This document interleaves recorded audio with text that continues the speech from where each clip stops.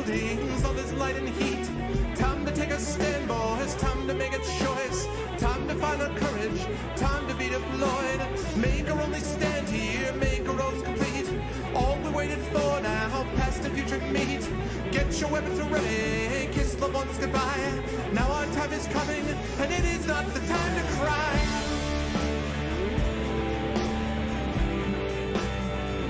Fight the war. Fight the war.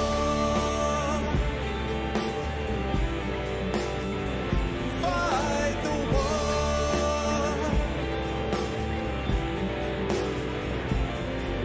Oh, who cares why we're fighting? It's about the fight. Let the writers writing settle wrong from right. In the time of conflict, when the bullets fly, in the space of seconds, a life you cannot buy. Face the facts before you, face the simple truth. We're hopelessly outnumbered, it's tragic but it's true. Make your last formation, take the final road. Now it's time for endings, now it's time to go.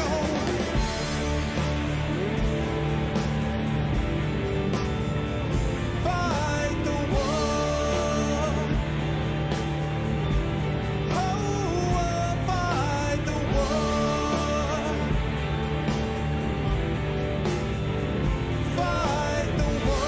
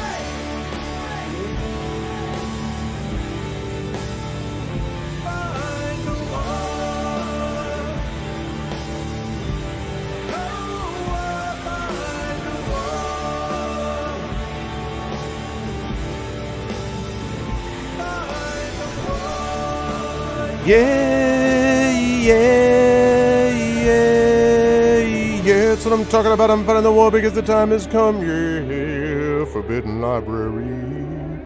Oh, yeah, that's what I'm talking about, everybody. Welcome, Arvanauts, and welcome everyone to a very, very special session.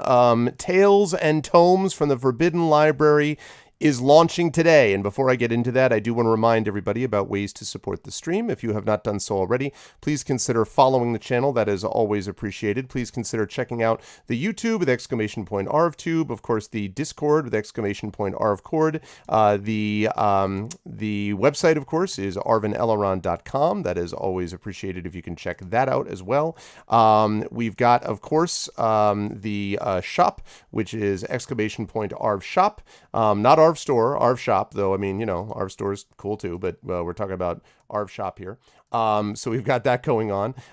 We've also got, of course, the Patreon, which is exclamation point Arvtreon, ARVTREON, which, of course, is the big financial backbone of the channel. So if you're able to support that, that would be awesome. And last but certainly not least, of course, the subscription button, the sub button, right above the subscription window, right above the video window, which allows you to get those custom emote badges, those custom emotes, and those custom sub badges, and all that kind of good stuff. And with no further ado, folks, I am going to get rid of this. I'm going to quickly reveal myself. Reveal himself, he said. This way. Whoa! What's going on, everyone? Good to see you all. I hope everyone is doing well and is looking forward to some awesome stuff today. Very, very excited because today is the launch of the Forbidden Library Kickstarter. For those of you who are waiting to find out about Adventures of Middle-earth, that's coming in about 15 minutes. In about 15 minutes, we will get started with the AME crowd. But first, we have a very important launch, and that, of course, is the Forbidden Library. And I could not be more excited about it. And so I'm going to unmute myself so that Brian knows that we're about ready to go, and then I'm going to unmute him. And then I am going to bring on, it is my great pleasure to have with us in audio form only. You're just going to have to imagine his smiling face. But it is my great pleasure to welcome Brian Dalrymple, the head of Alligator Alley Entertainment, to the program. Hello, Brian. How are you? Uh-oh. Brian, I think, is away, possibly, from his stream. Possibly. Nope. I'm here, Arv. Okay. How you doing? Okay, there we go. I'm doing well. How are you, Brian? How are things on your end? And we have something, I think to chat about. For those of you who don't know who Brian is, Brian, do you want to briefly explain who you are? Sure. I am one of the co-founders of Alligator Alley Entertainment, a small role-playing games publishing outfit based out of South Florida.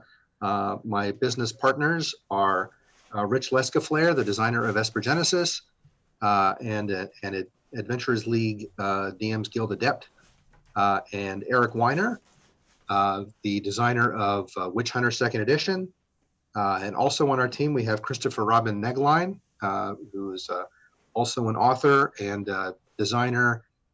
He has primarily been working on the Cypher system.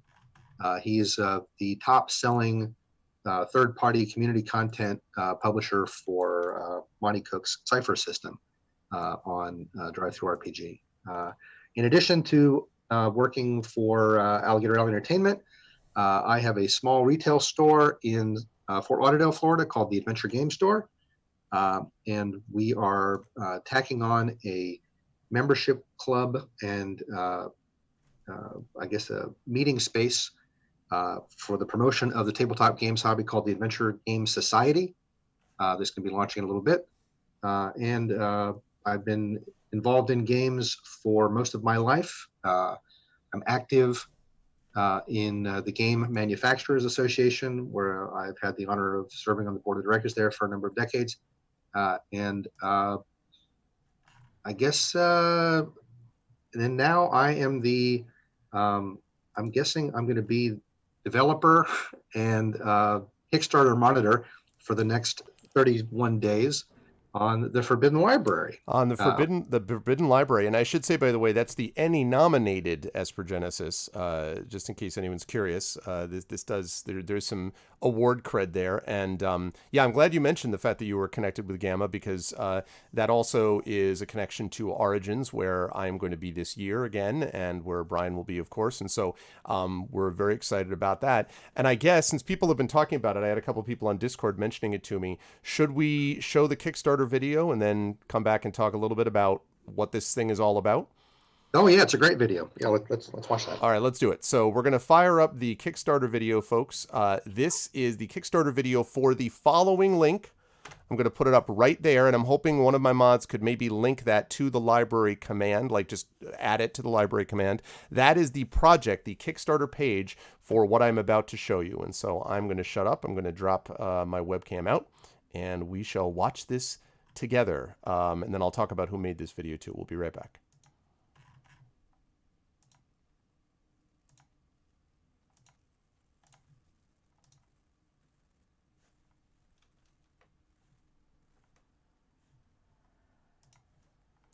By which I mean to say, I will do that just as soon as I remember to unmute Firefox. So give me just a second.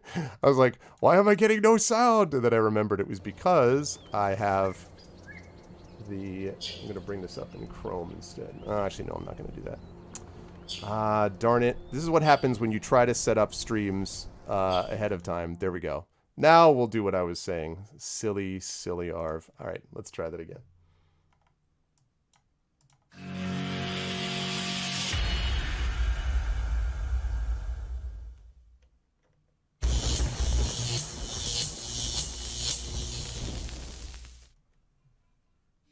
Hey everyone. My name is Gregory A. Wilson, author of the epic fantasy The Third Sign, the slipstream graphic novel Icarus, and the dark fantasy Greyshade. I'm also Arvanelleron, a Twitch TV host with a long-running channel focused on story and narrative in games. On that channel I run a number of tabletop role-playing games, including 2 sponsored ones from Cubicle 7, makers of Adventures in Middle-earth, and Alligator Alley Entertainment, makers of the Emmy-nominated space opera game Espergenesis. For many years I've been a member of the Writers' Symposium at Gen Con, a collection of speculative fiction authors and editors who together make up the largest writing track of any convention in North America, with hundreds of hours of programming for thousands of attendees. Over the last several years, I've run a set of Dungeons & Dragons adventures for symposium authors in front of a live audience surrounding a mysterious place called the Forbidden Library. The library is actually a part of Hearthglow Academy, a large school designed to train adventurers, and the Academy's students benefit from their free access to its impressive store of knowledge. All except for the eastern wing of the library, which has been sealed off for many years and forbidden entry to any students or teachers. At the beginning of the adventure, the characters, all students at the Academy, are ordered by Assistant Head of School Vernon Richard to enter the eastern wing and find an important book. But as the characters will soon learn, the library has been forbidden for a reason. Both this and the 2 follow-up adventures build the player's knowledge of the library and its history, and all 3 adventures have lots of opportunity for role-playing, combat against strange creatures, discoveries of both magic and wonder, and critically important decisions to make. Now you'll have the chance to play this adventure as well. Alligator Alley Entertainment is pleased to announce a Kickstarter for the publication of my adventure Tales and Tomes from the Forbidden Library, a fully Dungeons & Dragons 5e compatible adventure designed to bring characters from levels 1 to 3. A full set of characters with backstories are included in the adventure, or you can make your own. And Tales and Tomes from the Forbidden Library, with beautiful color illustration and in both PDF and print formats, is more than just an adventure. It's a sourcebook, too. As we reach different stretch goals during the Kickstarter, more authors and contributors from the worlds of speculative fiction and gaming will be added, each providing more knowledge for the library. Information on new creatures, new spells and items, bits of lore and stories set in the larger world. And Hearthglow Academy isn't constrained to D&D lore. It will fit into any large, fantastic city. Alligator Alley Entertainment has done incredible work in the past with products like Espergenesis and Witch Hunter, and now they're poised to bring their amazing touch to this project. But none of it can happen without you. Our Kickstarter will last a month, during which we'll have updates and special events on my Twitch channel and elsewhere. So please, jump on board with one of the levels of support you see on the page, and please spread the word. The more we get, the larger and more amazing the library will become. It all starts now, with you. Thanks, and see you in the library. All right, so there we go. That is the page. That is the page, and I'm going to, that's the video.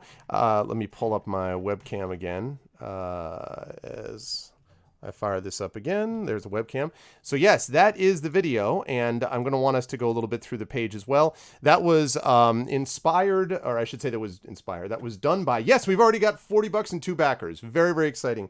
That was created by, ably created by Kilobyte, with music by Matt Van Roon. In fact, you may have recognized some of that music, might have seemed familiar to you. So we had a lot of stuff that we sort of added there. And so the video was the brainchild, basically, of Kilobyte, which was great to see. And I'm just, couldn't be happier with it. So now as I bring Brian back in, I will show us a little bit more of this page. All right, let's make sure that we got those folks unmuted. Okay, good. So yeah, so I guess, Brian, why don't you take us through a little bit, just quickly, what the page looks like, and maybe you can talk a little bit about the sort of pledge levels and what people get. I'll just summarize. I'll just say quickly before you do that what this is, what this page is, what this thing is a D&D, as you saw, 5e adventure / sourcebook based upon adventures that I've been running at the Gen Con Writers Symposium. There are 3 parts to the adventure, but the other cool part of it is not just the adventure itself, which is designed to take you from levels 1 to 3, but also the sourcebook quality of it, and the contributors that we have that are going to be adding to the library, literally adding to the library, adding, entries and books and things like that to it, is really, really wild. And so that's basically the idea. You just saw the video, so you know what that's about. So now, Brian, maybe you can take us through a little bit the different stuff that we've got here under the, pledge levels and things of that sort. Sure. Can you hear me? All right? Am I Yep, unmuted now? you're good. You're All unmuted. right, cool. All right, so yeah, well, one of the things that that we were talking about when we were discussing doing this project at Gen Con last year, we were super excited that Greg chose us to publish this adventure is that he's been working so hard on, and this is going to be, I guess, going to come to its conclusion this year. Yes. And we thought it would be really cool to have a physical copy of the thing ready to go when he runs the third installment of it. But we were trying to figure out, ways that this particular book could continue to be useful after the running of the adventure was done. And one of the things that we talked about was, well, what's the first thing that happens when a DM brings a group of adventurers into a library of any kind? The very first question is always, what kinds of books are on the shelf? I grab a book. What do I see there? And in doing some research into what has kind of been printed and available over the history of the production of role-playing games, we found that there really wasn't anything that we could get to easily that give you a GM a resource on what kind of books you might find in a fantastical library.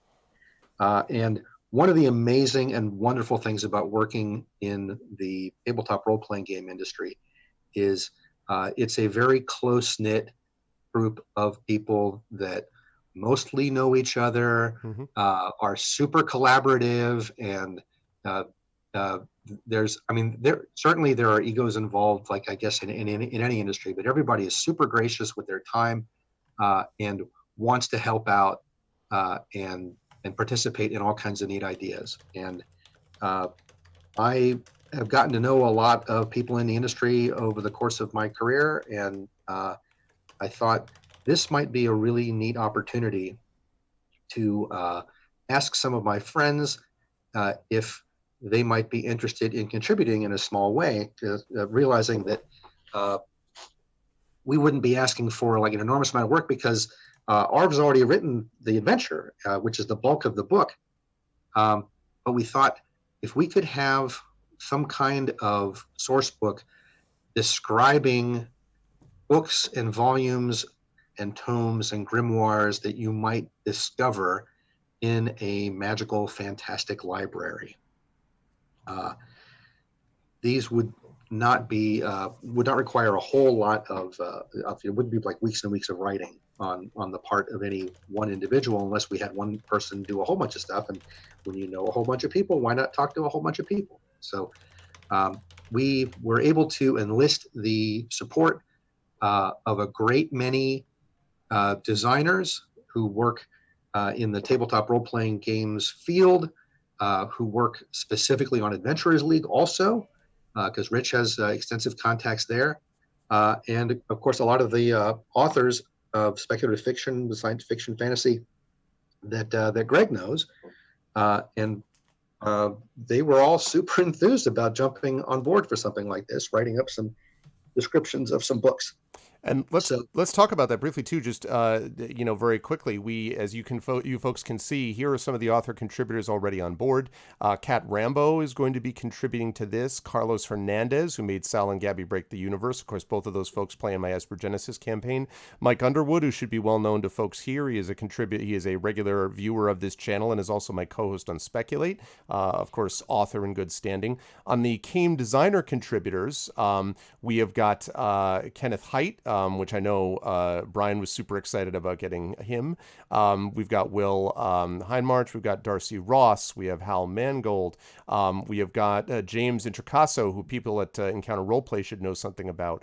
Greg Marks, Sean Merwin, and many other contributors, including one person I can mention who just came on board that we haven't put up here is Aaron Rosenberg, who has designed literally, I don't know how many, over 100, but a lot of role-playing games and designs like this, and has done media tie-in for Warcraft and Starcraft and numerous other kinds of properties, media and otherwise, as an author in his own right. So we've got a lot of these people that are jumping on board as we hit these various stretch goals. So the point is, this is not just an adventure. It is also, as Brian said, a source book that can really contribute more to that. So sorry, Brian, on you go. I just wanted to show some of these folks. Oh, no, that's awesome. Yeah. And the list that you see here, I don't even think this is half of the people that have expressed an interest. Oh, yeah. Yeah. So, I mean, we're still waiting on some photos and some bios, and all of those will be posted here to the Kickstarter site as we get them. Yep. And we'll add them in incrementally as the pledge totals go up. But we've got there are still some very, very impressive names left to go, and I'm having friends reach out to me already on social media saying, "Hey, this library thing, you want some books?" So there's going to be some really, really neat stuff in here from a nice wide variety of authors and designers in both the literary and game design fields, and people focused on 5e. It's just going to be really, really cool. So now that we've kind of figured out kind of what it is, let's talk about the different ways that you can participate. So, yep, sounds good. The very first pledge goal is a $5 pledge goal, which will get your name in the book, and our eternal gratitude for helping us push this thing along. Obviously, we would like to make this book as fantastic and amazing and as wonderful as possible. But if your budget doesn't permit, if you're backing a lot of Kickstarters or things are just tight, we would definitely appreciate just a nod from you guys, and that's the $5 pledge level. Next, we have for my fellow retailer friends out there, a retailer backer pledge, which is $15. It's a placeholder pledge. It basically guarantees you one copy of the book, and then we'll talk about shipping you stuff out later. Which is really cool, by the way, that there's a retailer focus on this too. That it's not just individuals, but retailers that we're hoping will begin to carry this. So. Oh yeah, I mean, one of the big things that I'm harping on for the last few years, I've even written a couple of articles about this, is that there's ways to include retail stores in crowdfunding campaigns that aren't exclusionary or turning stores off. And so what we offered for stores is that you can come in and reserve a space, and you don't have to tie up cash flow, which is the lifeblood, obviously, of any business, while you're waiting on the book.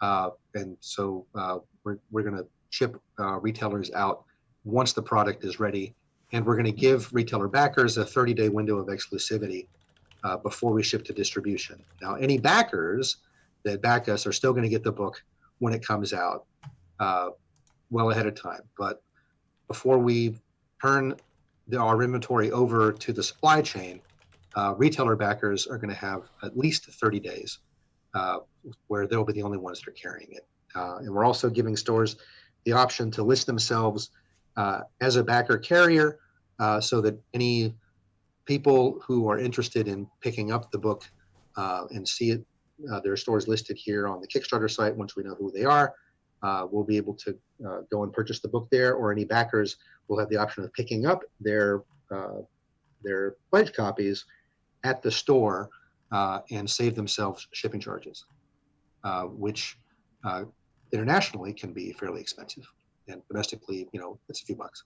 And we're up to $80, by the way. So we just got the $80 level. So we're on the move. Oh, that is 1% of goal, right? Yep, we are. That's right. We are 1/100th of the way. Yeah, we're officially 1% of goal. Yes. And we've got some really good stretch goals in there for after goal too, because obviously we want to make this a really, really cool product. Our goal is we've set is the minimum that we think that it's going to take to get this book made. But obviously the stretch goals are going to help us make it look really fantastic and glorious. So we would like to fund as quickly as possible. And Echo, is in answer to your, I'm sorry, Brian, I'm just going to be responding to chat too as we go. Of course, yeah, sure. In answer to your question, Echo, we'll talk about that. Absolutely, we will talk about what each pledge level is going to get. We're just talking about how retailers often don't get thought about in these things, and so we're just making sure they're also covered. But obviously, individuals are more than covered. That's kind of the point of the whole thing. But yep. Retailers, we just didn't want them to be left out. So. Okay, so the next step up is the electronic copy, the PDF of the book. And that is at a $15 pledge. You'll be able to get the electronic copy. It's the same one that's going to be up for sale on drive-through, and obviously you will get all of the any errata, addendums, updates, extra neat stuff that we throw in there. I have a hunch that we will probably wind up with additional material after we have gone off to print, so that stuff will be made available and added into the PDF. Yeah. And you get that for $15. The physical copy of the book for backers, we've set at a $30 price point. So $30 gets you the full book with all the stuff in it sent to you. We are going to be charging actual shipping in our post pledge campaign backer kit. So the $30 will guarantee you the book, but then there will be a small charge for domestically for shipping, and for internationally there'll probably be a not quite so small charge. But the book is going to be really, really nice, we hope. Yeah, I was just going to say, and a quick note to that, by the way, because the book is, do we want to talk about the sort of assumed price, page number that we're thinking about? At this point, I don't want to talk about that. Okay, that's fine. It's really going to be determined by the backers. Okay. But I would say, let's wait and see. Because if you wind up funding really well, the more people jump in, the more people that people tell about it, the better and bigger this book's going to be. And the biggest point there that I want to make is that it's not just the adventure. So you're going to be getting a really good, high quality physical book that isn't just 15 pages or for one part adventure. It's first of all, it's an adventure. It's 3 parts, and secondly, there will be illustrations of some level, and thirdly, there will be other stuff being added onto it. So this is a good quality thing that you're getting a hold of, and it's going to be progressively bigger and more awesome the higher that we go in terms of funding. So yeah, one of the things that really attracted us to this was that there's not, as a store owner, I get people coming into the shop all the time asking me for adventures for D&D, and what I've got on the shelf generally to show them are these really nice campaign books from Wizards of the Coast. But they're kind of a big commitment. Yeah, they'll start you off at first level, but they're kind of meant to run your character through the sum total of their story, all the way up to super high levels. Apart from Tales of the Yawning Portal, almost all of the campaign support material from Wizards of the Coast are these large volumes that cover a wide level range, and they're like a full campaign. There's not a lot of adventures out there that are designed so that they can be plugged into one's own ongoing campaign. And this book fits that mold. The other thing that I thought was really cool about it is it's an introductory adventure. It's a first level to third level adventure. And there's a ton of people. I mean, I would probably have to guess that somewhere close to half of the people that are playing D&D right now, and there's more people playing D&D right now than ever before in the history of the game. Yep. But probably half of them are relatively new, and there's under a year, and there's a whole lot more people that are looking to get into the game, and that makes introductory adventures extremely valuable. There are a couple of companies out there that are putting out some good third-party D&D adventure support, but by and large, most of the third-party D&D support is up on DM's Guild, and that's great, but that's not stuff that stores can get in, and it's not stuff that is easily purchasable as a physical product unless you have it printed on demand. And quick note about that, one of the reasons, because Brian was kind enough to talk about why Alligator Alley was attracted to this product, one of the reasons that I was interested in working with them is that I had already seen, first of all, the quality of the work from Esper Genesis, and I had already seen the quality of the team, but also, I liked the fact that there was an emphasis on how stores get this. How do you actually, how do you distribute this? How do people actually access it and things like that?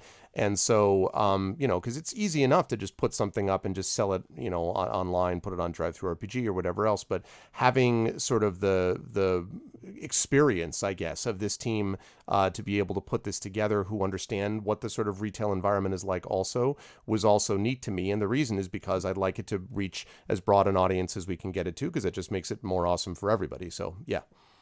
Yep. And my shop actually, but guess what? I'm a little bit outside the norm, but we have a large emphasis on role-playing games because it's been my hobby since I was a teenager. And I've got a real appreciation for a quality production RPG. We really tried to emphasize that with Esper Genesis, Witch Hunter, the same thing. And in terms of presentation, what we want to do with Tales and Tomes from the Forbidden Library is to have something that is not just something that you pick up and run the adventure and then you pass it on to somebody else, or maybe it goes back up on the shelf. It will be something that you would go back to over and over again. And for that reason, we wanted it to be durable and attractive and really, really neat. And we're hoping that if the idea behind this turns out to be popular, that we'll be able to add in a whole bunch of extra material on the back end and maybe progress with this idea a little bit more.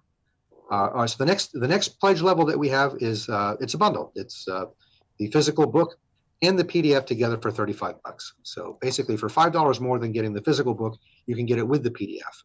Which is a really cool like Cubicle 7 / deal. Oh, also Esther, thank you. Backed for the book, posted in my game group's Discord as well. Looks awesome. Good luck on this project. Thank you, Esther, so much. And Snicer Tenu asked, does Alligator Alley ship directly from themselves, or do they ship through a third-party distributor?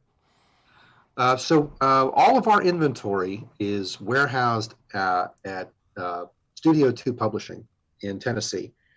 They handle all of our shipping, both to distribution and to consumers. They fulfilled the Esper Genesis Kickstarter for us domestically, and they have partners worldwide that helps us ship out to international buyers as well. They're very well set up for this. They handle all of that for us. They're a professional outfit, and as long as we're on the ball and make sure that they've got what they need, they work pretty quickly. Yeah, so that should work out pretty well. So, so this bundle thing is really cool because, again, this is something I've asked a lot of companies to do. Cubicle 7 did a version of this also. Instead of the constantly having to pay the exact same amount to get the same product twice, I won't name names about companies that make you do that.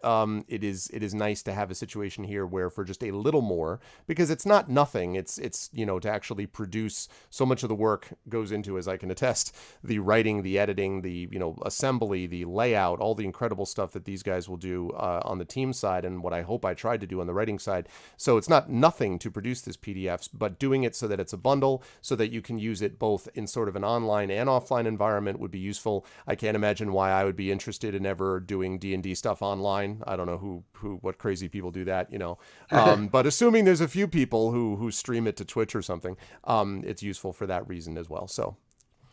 And something else I guess I should emphasize, like we said before, we're not sure exactly how big this book is going to wind up being. I mean, we've got like kind of a minimum idea of where it's going to wind up being. And for people who are backing the Kickstarter, you're going to get locked in at this $30 or $35 price point. If the book winds up getting really big, if we get a lot of contributions and people come in and this campaign does really well, the final print version of this book could very well wind up costing more than 30, 35, even $40, depending on how big it is and how much stuff it is. But if you back here now on the Kickstarter, you'll get locked in at the $30 or $35 pledge. Trend says 8,300 pages. Yeah, if that'll be the key, is that like I can imagine like 10 years down the line, the entire Alligator Alley team's like, yeah, it was great when we bankrupted our store, when we produced the Oxford English Dictionary of Tales and Tomes of the Forbidden Library. I guess that's a good problem to have. Esther, is there a plan to get this book integrated on D&D Beyond as well at some point? So I'll leave it to Brian to talk about sort of the way that some of those stretch goals might work. But I will say that in general terms, my interest is to try to make this available online and offline if we can. And a lot of that will be reliant on the backers in terms of specifics. Some of that we can't say because it depends on funding, and the rest of it I'll defer to Brian about. Yeah, so we do have some friends at D&D Beyond. One of them actually just departed and is now on the Wizards of the Coast design team, our friend Dan. But we've got some contacts there. And when we get into the stretch goals here, we'll talk about some online play support. At this point, we can't promise anything from D&D Beyond, but it is something we're going to be looking into. And if we can make it happen at all, we will. But right now, we're looking at Fantasy Grounds and Roll20 to get things started. And it can certainly progress beyond that if we're able to do it. Cool. So before I get into stretch goals, let's get through the rest of the pledge. Yep. So there's only 2 other pledge levels that are out there, and these are vanity pledges. They cost a little bit more, but for no, value added. They're not vanity. They're value added pledges. Okay. Well, the first one I would call a vanity pledge. Okay. Because it's about getting your picture or a picture of your character into the book. So immortalized for all time in the pages of the Forbidden Library would be your likeness or the likeness of a character that you have.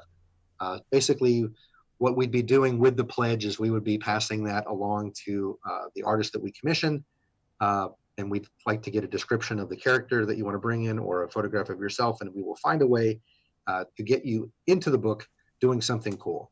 Yep. In one of the art images that we have there. We did this for Esper Genesis, and we had a few people jump on there. Some of our iconics are actually some of our backers, which is kind of neat. We're offering a similar thing here at $200. You get a pledge in the book, and that also includes the rewards from the $35 pledge as well. So for $200, you get the $35 pledge, the physical copy, the PDF, and your picture or a picture of your character inside the book. Yep. So this is going to be awesome. It's a chance for everybody to. You're acquainted with John Sawatsky, who worked on the upcoming Ghosts of Saltmarsh. He follows me on Twitter. I hope he sees my tweet about this and can help spread the word about it. That's awesome. Yeah, I'm also looking forward to actually seeing what they do with Ghosts of Saltmarsh. I think that's really cool. Yes, Snicer, listen, if you guys jump on board, you can get this, what Brian is calling vanity, what I'm calling value added. Help us to help you express your identity in a not totally vain way. No, but this is a cool chance to actually get yourself involved in this. I do some of this in a very small level on my Patreon with the character backgrounds that we do. So getting a chance to actually have your picture in this. We did this for Icarus, my graphic novel, a couple years back also. So that would be really neat. You could be immortalized in the Forbidden Library. So. Yep. If you've taken a look at what we did with Esper Genesis, what we did with Witch Hunter, we're very picky about getting really, really cool art. We work with some really super fantastic artists. So whichever artist winds up getting the commission to put your stuff in there, guaranteed it's going to be a really, really cool piece. And you'll have some input on it, and you'll be able to see like the sketches and stuff like that as it comes back, and maybe help things along. Make the cape cooler. He's got a bigger sword, whatever. Then the last pledge level is one that's actually limited, this is a chance to play with Arv to play with Arv in an online session, right? This is an online session? Yes, I believe so. Yes, mm-hmm. Yes, it is. All right. So this is for your group.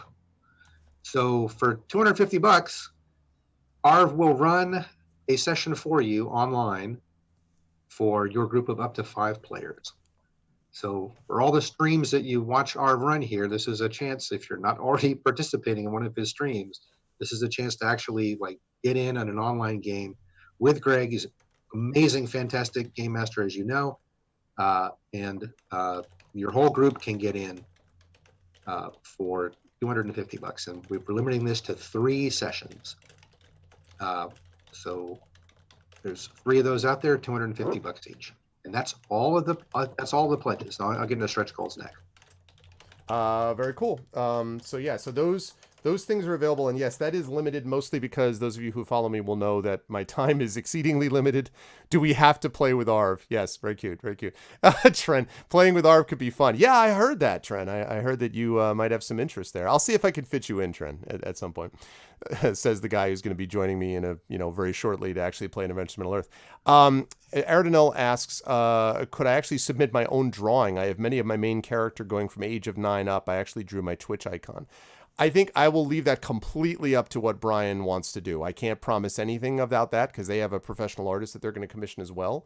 But I will leave it completely up to them in terms of what they do and don't do. And my guess is probably what he would say is send it along and we'll take a look, would be my guess. If you back Yeah, no, we'd be happy to take a look at it. And if it's something that we eventually decide that we want to have one of our own people do, if you're okay with it, we would maybe have you work with one of our commissioned artists and you guys together could that's really cool, actually. I hadn't even thought about that, Brian. The idea is you actually might even get to work with the artist on making this seem awesome, like, within reason, but like that's wow, that's pretty sick. So both of those would be really, really neat as options. And just double checking, we are now up to $125, 7 backers. Woo-hoo. So we are in good shape. That's great. Let's keep it up. Thank you so much. I am very excited about that. Okay. So those are the pledge levels. Okay, so let's talk about stretch goals here. Stretch goals. Okay, so we got about I would say about 7-8 minutes or so before we should wrap. All right. So the stretch goals, this is the first Kickstarter that we've run that has the 2 different kinds of stretch goals in it. We've got goals for backer totals, and we've got goals for the overall pledge total. So we'll run through the backer totals first. When we get to 100 backers, we are going to abandon any thoughts that we have about grayscale images in the book, and we're going to move to full color all the way through. And that's going to mean the maps. That's going to mean everything that we do in the book is going to be in glorious, shining, beautiful full color, front to back. At the 200 backers, the book is for sure going to be hardcover. Right now, depending on where we wind up ending up, it's possible that the book could be perfect bound. The current plans at the goal is for a perfect bound book. But if we get to 200 backers, we'll make the bump up to hardcover and make it super nice. Obviously, the more that we can get through, the better the book can be. And at 300 backers, we're going to be providing high quality, high resolution digital maps for all the backers that are out there. So obviously, there's going to be maps in the book.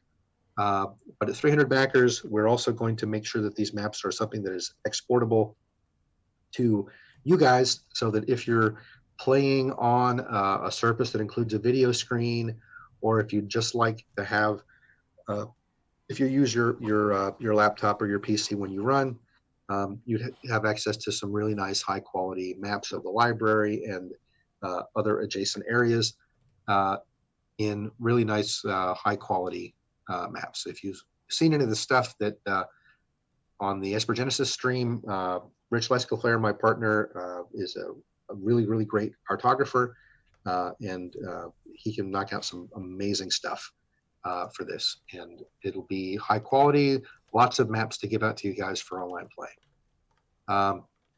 Then for pledge total goals. So obviously the initial goal to get this project completed, we have set at $8,000. That's what we figured would be the bare minimum to get it done.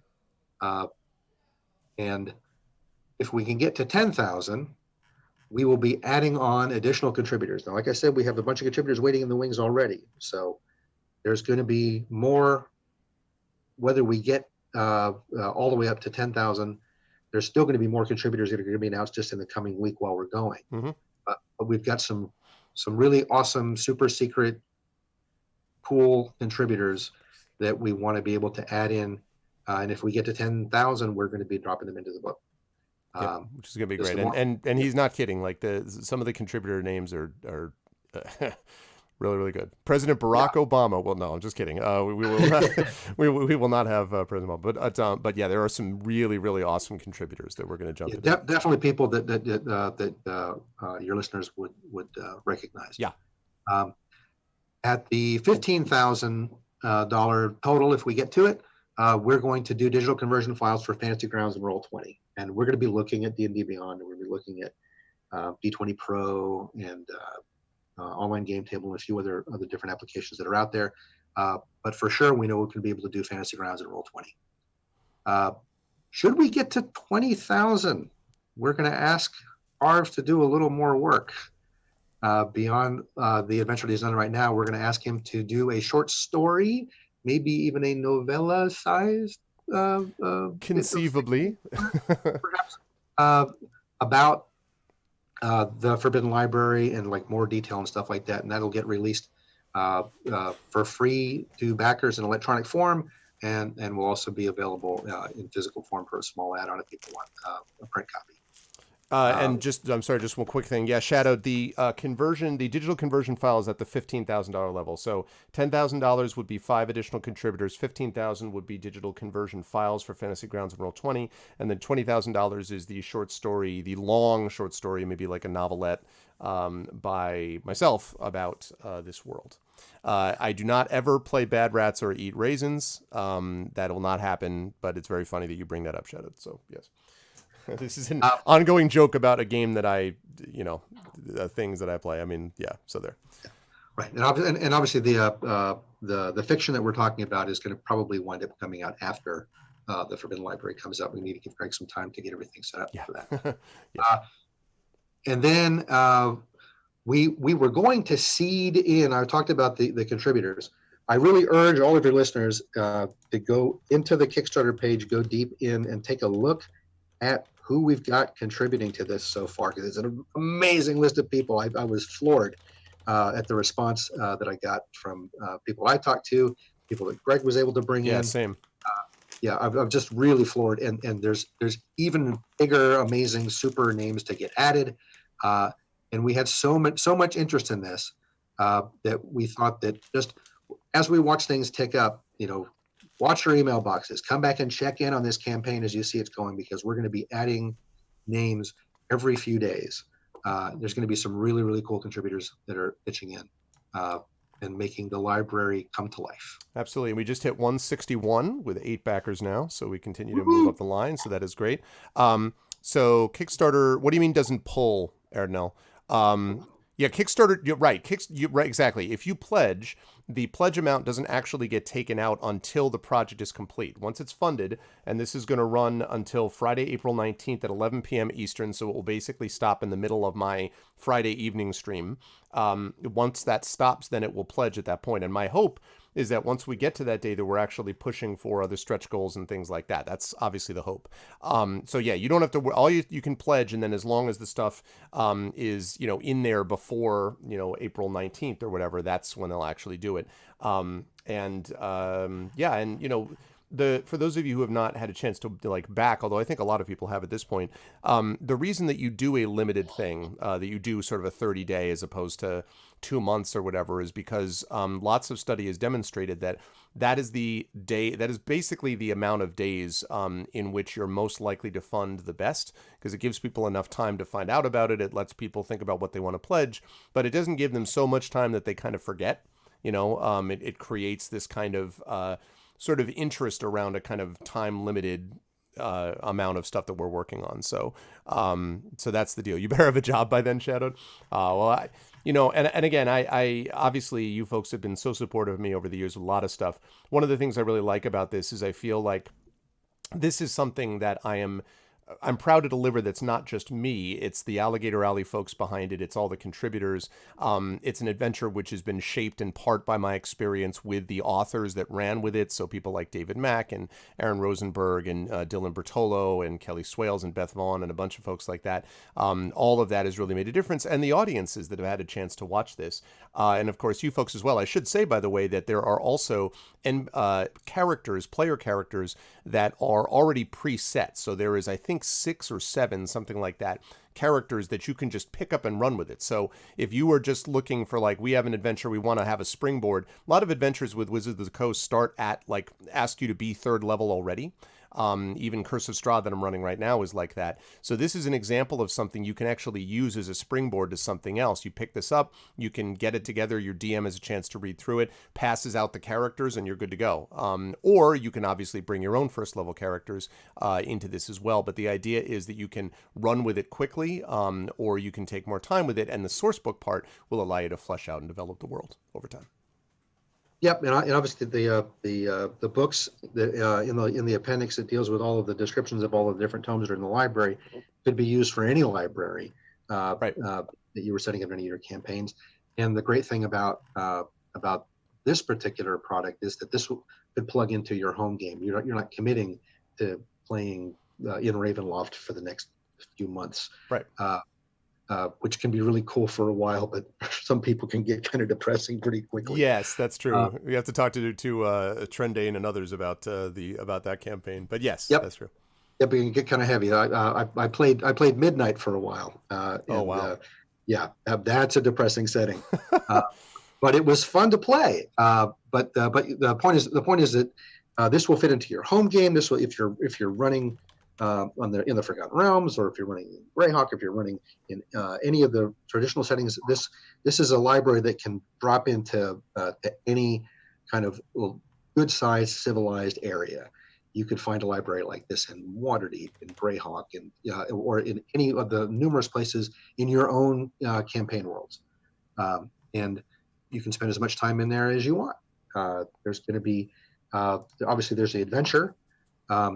But one of the things that we're going to be talking about for stretch goals in here are additional kind of library-based plot hooks that can get inserted into campaigns that will let you use the library as a base for research, etc. I would love to find out more about the Adventurers Academy that this library is attached to. So who knows what might be lurking out there in terms of future stretch goals and projects. So anyway, that kind of runs us through things. Again, what I would really stress, the tremendous assortment of friends and colleagues that have volunteered to contribute to this project is just enormously gratifying, and it's just wonderful that we're getting help from all corners. I urge you to go through the contributor list and read the backgrounds of some of these people. Some of these are absolutely the top names in role-playing writing today, and in speculative fiction today, and of course we got Greg, and you guys know that when it comes to putting together interesting and compelling narratives and great game mastery, that Greg is at the top. So. Oh, well, thank you. I appreciate that very much. And Snicer, I should say, yes, Snicer was saying he needs a few other people to jump on board. I have a suspicion that you would have more people, that you would have people that would jump on board to do something like this for sure, Snicer. And I, part of the reason it's quiet too is that they're listening and watching all these things and scrolling up and down the page at the same time. So, but yeah, and again, if we post this onto Discord and everything else, we'll get more of that. That will happen also. But I appreciate that. Again, I'm could not be happier with the level of professionalism that Alligator Alley always brings to these projects, but that I've seen just, looking at the behind the scenes stuff and putting in a ton of work, like burning the midnight oil, as Brian knows, to get this stuff done. It really makes a difference. And I am just, very appreciative of that. And I'm also going to say, just as a very quick side note, that as we're going through here, every time we reach a $500 milestone, I'm going to do a giveaway on, assuming it happens when I'm streaming, I will do a giveaway on my channel of either a game and probably at certain levels, like big milestones, like say, excuse me, like every $2,000 or something like that. I will also give away a book, which I will ship to you. One of my books from either a short story or something along those lines. So that'll be happening as well. Thank you for the host, Sod. I appreciate it. So that's going to be happening too. So we're going to be doing sort of special events like this, and we'll, end up with an epic bash a month from now on Friday, April 19th would be great as well. So, but yes, so we're going to do that. But I'm going to let Brian go because I need to get my Adventures of Middle Earth people starting. But Brian, I just want to say publicly again, thank you so much for the wonderful work you folks have done so far. I've could not have a better home than with AAE, and I'm very grateful that you've taken it on board, and I'm very excited to see what the next 30 days bring. Well, thank you so much, Arv, and for your listeners, whether you're able to back now or not, please share this Kickstarter with your giving friends. Please. Let everybody know, because the biggest challenge in anything like this, especially coming from the standpoint of a small publisher like us. Well, I'm sorry to interrupt, Brian. We just got a big pledge. I think we just hit one of those ones. We're up to 426. So that means that we just got one of those big, we must have just got one of those 250 online session ones. Wow. If that was, I don't know if that was Snicer, because he was being all sneaky. I don't know if that's true. Snicer, thank you so much. Wow, that's awesome. So that means we are 5% of the way there, folks, and we are not even half an hour into this. So thank you. That's fantastic. That is awesome. Thanks, dude. Yeah, thanks very much. Share this out. Help us spread the word. Talk about it in your social media. Tell your friends. Tell people at your local game gathering place. Tell people in your game. We need to get the word out on this, and it's tough to do in a market like this. I've got a very good friend of mine who's also launching a Kickstarter today, and so there's a lot of I don't want to say noise, but there's a lot of stuff out there that we need to get our voice heard with. Yep. So please, if you can. Share this as many ways as possible, and we're going to be doing everything we can for the next 30 days to get the word out as well. But thanks again, Arv. Thank you so much, Brian. Chat, can we get some love for Brian? Thank you, Brian. I appreciate it, and we will be in touch. But thank you so much, sir. All the best. All right, bye-bye for now. And I'm going to... All right, I'm going to, I think, remove... Brian, I'm going to remove you from this meeting, if that's okay. All good. Okay, I'm going to remove you now. All right, and then I'm going to invite my next set of people in. So that's great. Thank you, Snicer, so much. Super excited about that. I really... Again, as you folks know, I am going to be involved in several publishing projects this year. And I think they're going to be appealing to, there's going to be a lot of crossover, but there's going to be some different audiences among this. This is definitely the D&D adventure that loves that kind of thing crowd that I'm very excited about. And so I'm very excited about that as we go. There we go. All right. So now we are going to move over into Adventures of Middle-earth. I'm going to make an adjustment just to the Twitch dashboard name. I'll try to do that on my admin here. But I'm going to keep this link up, obviously, as we get the Zoom folks in. So please bear with me as I do that, because this is going to be awesome. And already we have one gentleman who is here. A gentleman who should need no introduction, but I'll give him one anyway. And it's trending. But they can't see you. But anyway. Thank you. And then we've got Encounter Role Plays coming in. We got Will coming in, and then we'll have Amal and we'll have Terry on here board as well. I want to thank the players very much for being patient. I told them it was going to not start right on time for them, but I didn't know how long it was going to take. We ran through it. It took longer than I thought it might, but we will still get in a couple of hours of good play. So that is really cool. We shot past 420. Is that a disappointment? Yes, we're at 426, unfortunately. You will have to just... instead of blaze it, it's read it. That's what it is. 426, read it. You know what I'm saying? That's right. That's how we do things. Okay, we will wait for Encounter Roleplay to get in there. In the meantime, I'm going to make my adjustments here. And for those of you who have already tweeted it out, including such wonderful people as Mr. Trendane Sparks, thank you. Please retweet this, let people know about it, especially the Discord server thing. All of that is super helpful. But I'm very excited. We are closing in on $500 and we're not even an hour in, so that's great. Let us keep that up. And let's see how that happens. And my players are here, which means that I can now capture all of their webcams. And I will do so very quickly. Thank you, players, for being super patient and awesome. Also, and I'm not going to explain why, the players know. I'm just going to say that my players are the best. They don't need to know. Everyone, they know why they are.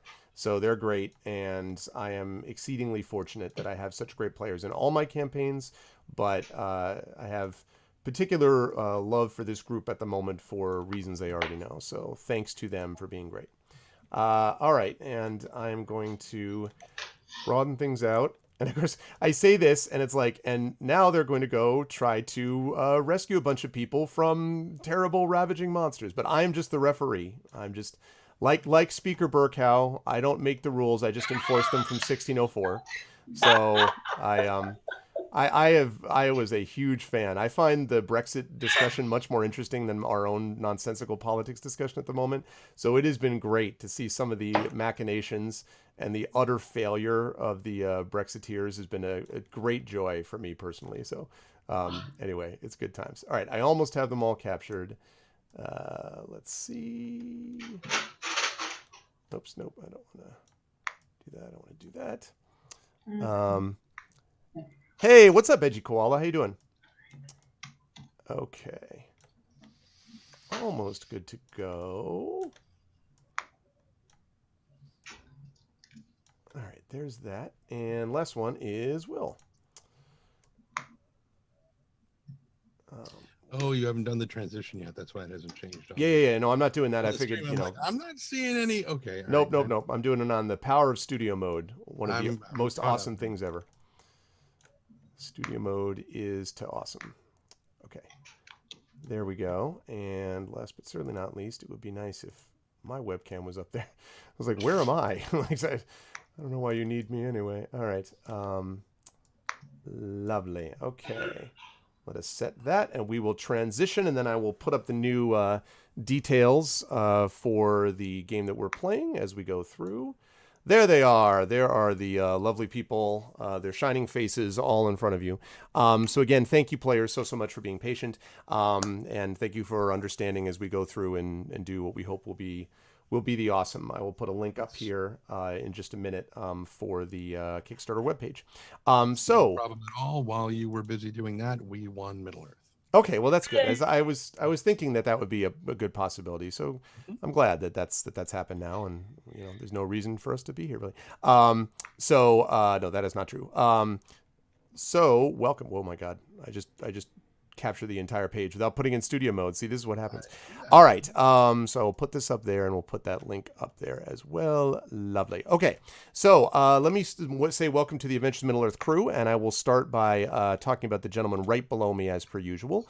And that is, of course, Mr. Trendane Sparks, who was kind enough to post this and talk about it elsewhere, so he is awesome. But Trend, how's life with you otherwise, and who are you playing today in Adventures of Middle Earth, sir? First of all, I would like to note that the numbers just up there that make up the pledges 426, 4 plus 2 is 6.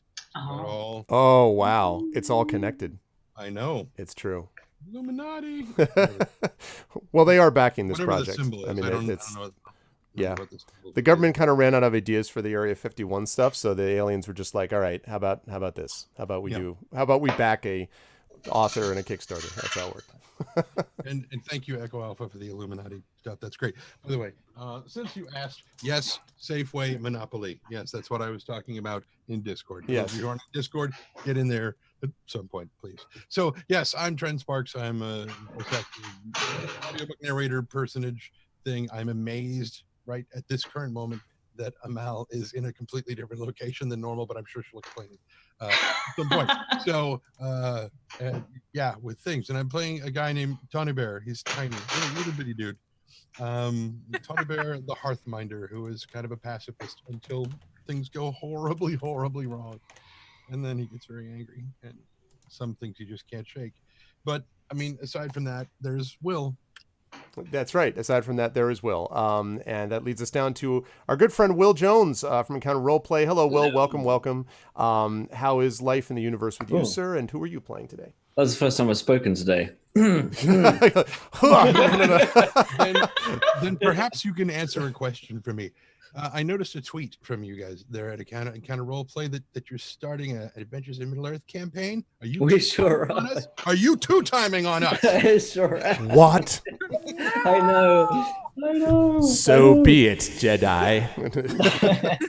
So you have chosen death. Yeah, no. Yeah, no, I've been good. We have started playing Adventure Middle Life. We're just doing 5 episodes. Work of the folks over at Cubicle 7. We are playing some Wilderland Adventures, so it's like a throwback to like a year and a half ago when we started doing. So there's like memories in my mind because I'm DMing this one. There's like memories in my mind of what happened. So I'm like half reading the book. I was going to say, you can't read the second half. You're not allowed to read the second half of the book. Yeah, so yeah, that's been a lot of fun. So I'm staying on the other side of things. But yeah, no, I'm good. There's a crossover episode happening. I know, yeah. Oh my god, True. That would be awesome. But yeah, let's see. I don't know. Living here in Canada, I've we decorated this room. My fiance Sid has drawn Oswald, or painted Oswald, an octopus on the wall. Very nice. And so when I sit like this, it looks like I've got tentacles behind my head. So I'm pretty happy about that. Yeah. So yeah, who I'll be playing today? I'll be playing Robar Staunton, the Dunedain Ranger. What level is he? He's level 5. Oh my god. Yep. He's powerful now. He actually has hit points after the last level. So yeah, he is ready to sort of pay back to the party after having taken some personal time. Taking a personal day. Sorting out stuff in his own life. So we're going to have a chat with Radagast, and I'm good at killing things that are shadow creatures. So hopefully that will come in handy today. I can't imagine why there would be any shadow creatures involved right? with anything. So, I mean, I don't know. Yes, I'm looking forward to seeing how all that comes together. That will be good times.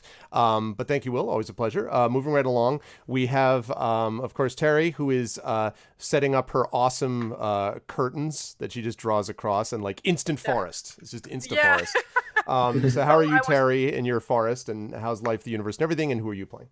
Oh, it's just like a new thing because like the sun is rising earlier now, and like we start earlier, so it's still sunlight outside. So like I need to get used to like closing the curtains before we play. Only for a couple of weeks, and then we'll all be back on schedule. Well, I mean, by that time it's gonna be, you know. Oh yeah, true. Yeah. Yeah, you know, it's gonna be light till even later. So, but yeah, life. Not very eventful. Wish I had something interesting to tell about life. Not really. Except for that I might be attending Elfia next month, which is this fantasy convention in the Netherlands, but just as a visitor, not as... what do you call it when people have like a table in English? I forgot. No, it's basically you just get a table. You're going to be in the artist's alley or whatever, or the equivalent. No, yeah, but like I'm not in this case. Oh, you're not going to be doing that. Okay, I see. Yeah, but like I'm going to be there anyway. Yeah. Other than that, yeah, I'm playing Inge, daughter of Ida. She is a dwarf of the Erebor, and she is a wanderer and a stonemason by trade. And she has a pony sidekick. Very awesome. Who has survived despite her biggest concerns that he would not survive. He has still survived to this point. But always a pleasure to have Terry with us. And I think, Terry, we're on for next week. Yes, for our gamebook illustration, I believe.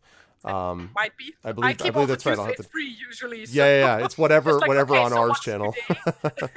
Yeah. I will double check that in a little bit. But also, I should say that we got another pledge, so up to 456. Yay! So let's keep this up. Thank you, everybody.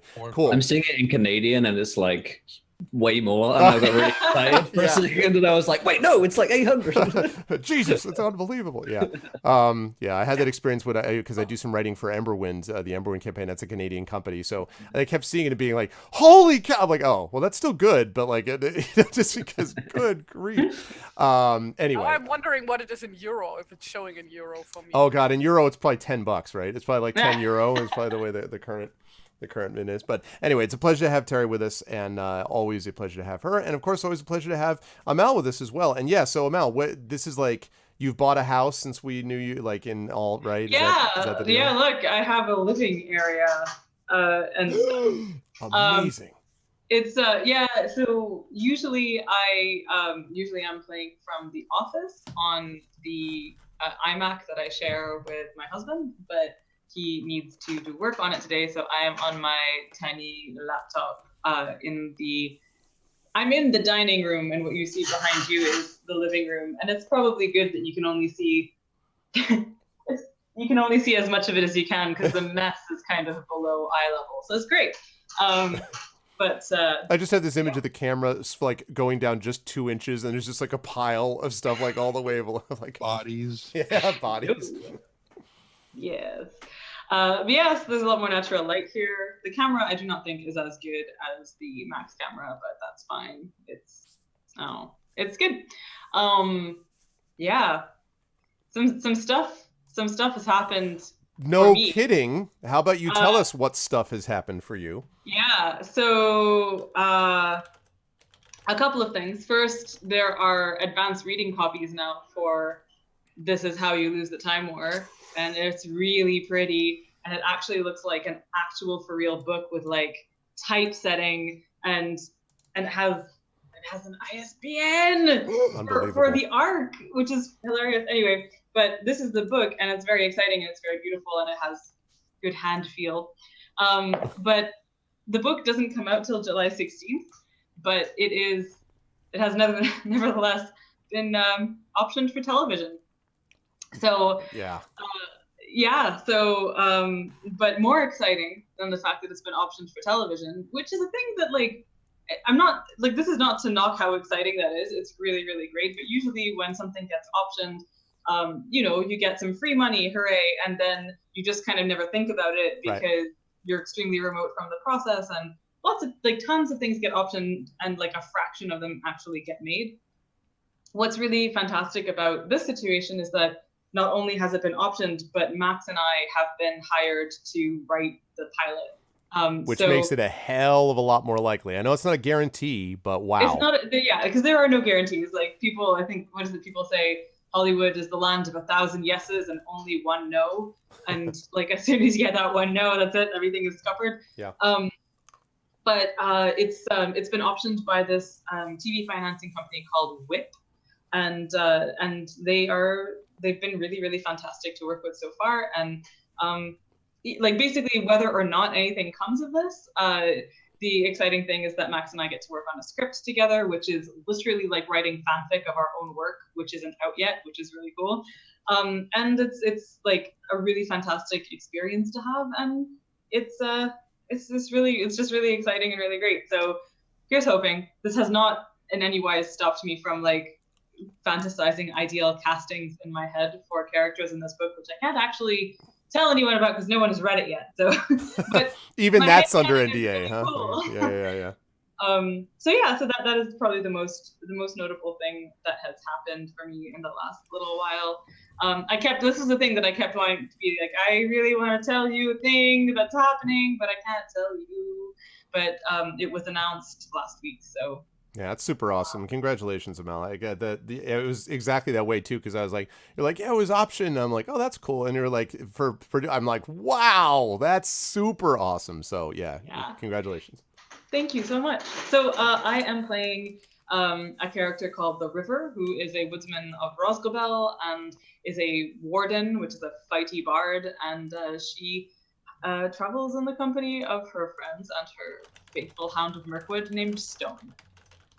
Yes, and we actually had a chance to see a picture of an assumed Stone, which was like, wow. It was properly so. Pretty big. Yeah, when you say wolf, like, when someone says wolfhound, like, no joke, like emphasis on wolf hound, like, I mean, it's impressive. But yes, so the crew is back, and we are in a fellowship phase, folks, but it's a big one. Yeah, Terry, what's up? Yeah, like last time, or like the last time before that, I'm not sure. Like I mentioned that I like made a mistake like way back during character creation, where I had like didn't really understand what character backgrounds are and stuff. Right. And then I never added my bonuses that I got from that. So like I asked if I could change that. Yes, that's right. My background. Okay, so like I chose one. Okay, which is? So you've been like kicking ass and taking names at disadvantage all this time? Yeah, I mean, technically I only had like one skill bonus less, like I didn't get intimidation bonus, basically. That's like the one difference that it made. Well, I have felt plenty intimidated by Inga a lot over the course of this, so did all the decapitated orcs in her path. Right?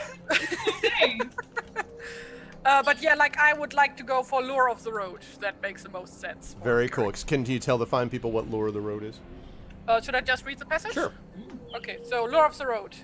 I want to see the wild country again before I die, and the mountains. You are a rover. The road calls to you and you must answer. Sometimes, rare years, you return home to friends and family, but it does not take long before you start longing for the next adventure, to explore a new land or meet unusual people. You aren't limited to roads or the towns that dot them. No, you just as happily camp within a cave in the misty mountains, or make a lonely camp in a deep wood, then settle down in a roadside inn for the evening. Not even the shadow will deter you from traversing every nook and cranny in this part of the world, no matter how dark and dangerous. Yeah, basically. It's pretty and awesome. it's just like, because like way in the beginning, like my understanding of the rules was not great. I did not know that backgrounds actually do something. I thought they are just for Flavor text. Yeah, no. There's more than that going on. Yeah, for they sure. actually do something. So yeah, like. Yep. Is that okay if I take that one? 100% okay. I think that's fine, and that's something which sort of kind of fits as being kind of adjusting as we go along. So I think that's great. Oh, and we got another backer. I'm going to be doing this all the time, so just everybody get used to the fact I'm going to be constantly being like, ooh. Yeah, it's 491. That's what I'm talking about. Lucky number 13. 13 backers, and if you reverse the number, 31 days to go. I report, you decide. All right. That was good, but that's awesome, Terry. I'm very, very pleased that you come up with the character that you want completely now as we go in this. It only took 42 days as we get to day 42. Yeah. But no, that's totally fine. That's the answer. That How many right. days does it The take? answer was this. Now we know. Well, let's get underway and get going here, so we can make sure we get some play in. Well, no, never mind. Never for me. But is this the 42nd session? Yeah, not for you, but it is day 42. Yeah, of AME. It's hard to believe, but we've been playing for a while, and we are making good progress. We are actually in the last fellowship phase that we will be in Wilderland Adventures, and perhaps of the adventurers' lives. No, we will see about that. And it's a very busy one because you'll all notice that we are at the moment in Roscabel. That is because the party, after some planning during our last session, traveled cross country so they could get back to Roscabel to report to Radagast what they had discovered in the Dwimmerhorn. And what they discovered, as Tawny Bear found out as he was speaking to Radagast, was that there is some creature, some shadowy presence that wishes them evil and has managed to summon some creatures to its aid, and has done so partially with the use of this item that it has, this enormous chain, which is taken basically from ancient days and which has been brought from those times, somehow was brought to the Dwimmerhorn. And as the party managed to escape from it, they were able to tell Radagast that this must almost certainly be one aspect, the source of the darkness that has been sort of growing within Wilderland over these last several years that the party has been adventuring together. But there are other problems that the party has to consider as well. Not only do they now know this dun-dun-dun moment, which is the big backdrop issue, but there are also, of course, several journeys that the party must take. First of all, we have the River's father, who is currently missing and is being held apparently in this thing known as Elfengard, the Elf Tower, which apparently is the abode of this person who has some kind of dark hold over some of the people in the surrounding lands, and so she needs to go and rescue him, or try to. Meanwhile, Robar has also got family concerns, as his sister and the rest of the people to the north in Wilderland are somewhat in danger from Vigland and the bandits up there who would try to bring them under their sway. And so Robar has got to lead an army, basically, to deal with them. And then last but certainly not least, we have Inga, who has been asked to travel back to Dale and to Erebor to basically speak to King Dane and the rest of the dwarves about hopefully helping the people in Mountain Hall, and perhaps also gathering some information about what is happening east of Mirkwood, since she has been gone from there for some time. And so she's got to travel there as well. And Tawny, as we found out last time, has also pledged his loyalty to this family, the only family that he believes that he has, to join with them to sort of follow these things. And so as I hand command back over to the party, I will say that this is right after the moment basically that Radagast has explained things to Tani, and I will now give you a chance, Tani, to, if you wish, we can do it right at the moment where you're like, wait, what? Freeze, and come out of it, and you can react to it if you wish, or you don't have to. I mean, it's up to you what you want to do as far as that's concerned.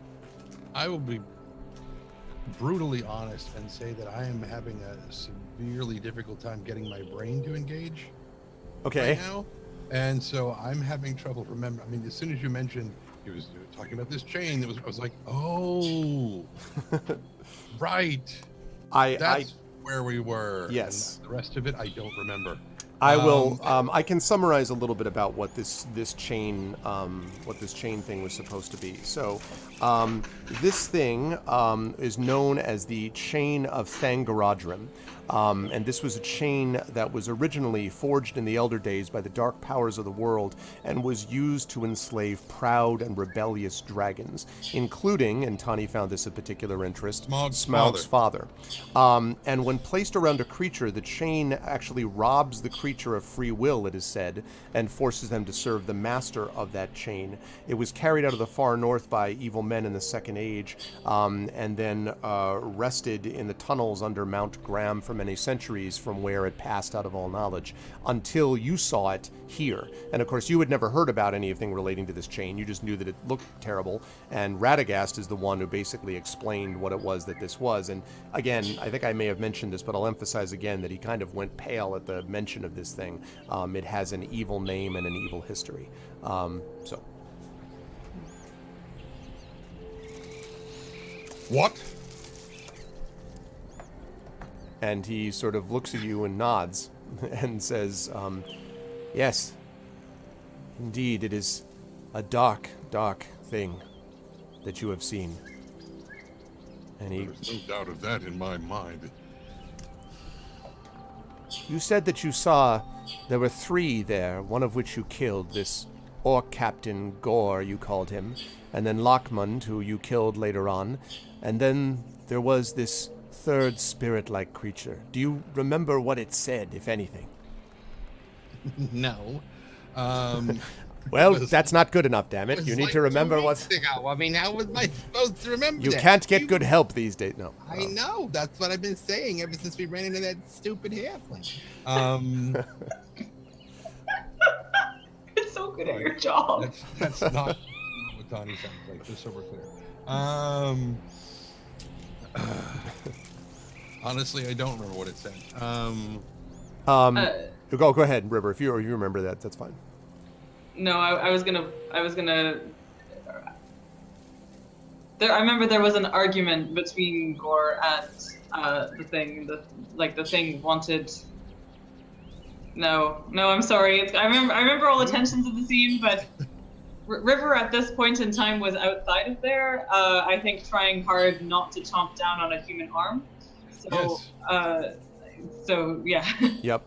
This the argument had basically been, the orcs had basically been, Gore had said that the orcs want plunder and they're tired of waiting around. Lockmund had basically said we need to give more time, we've got to be able to sort of master the secrets of the chain.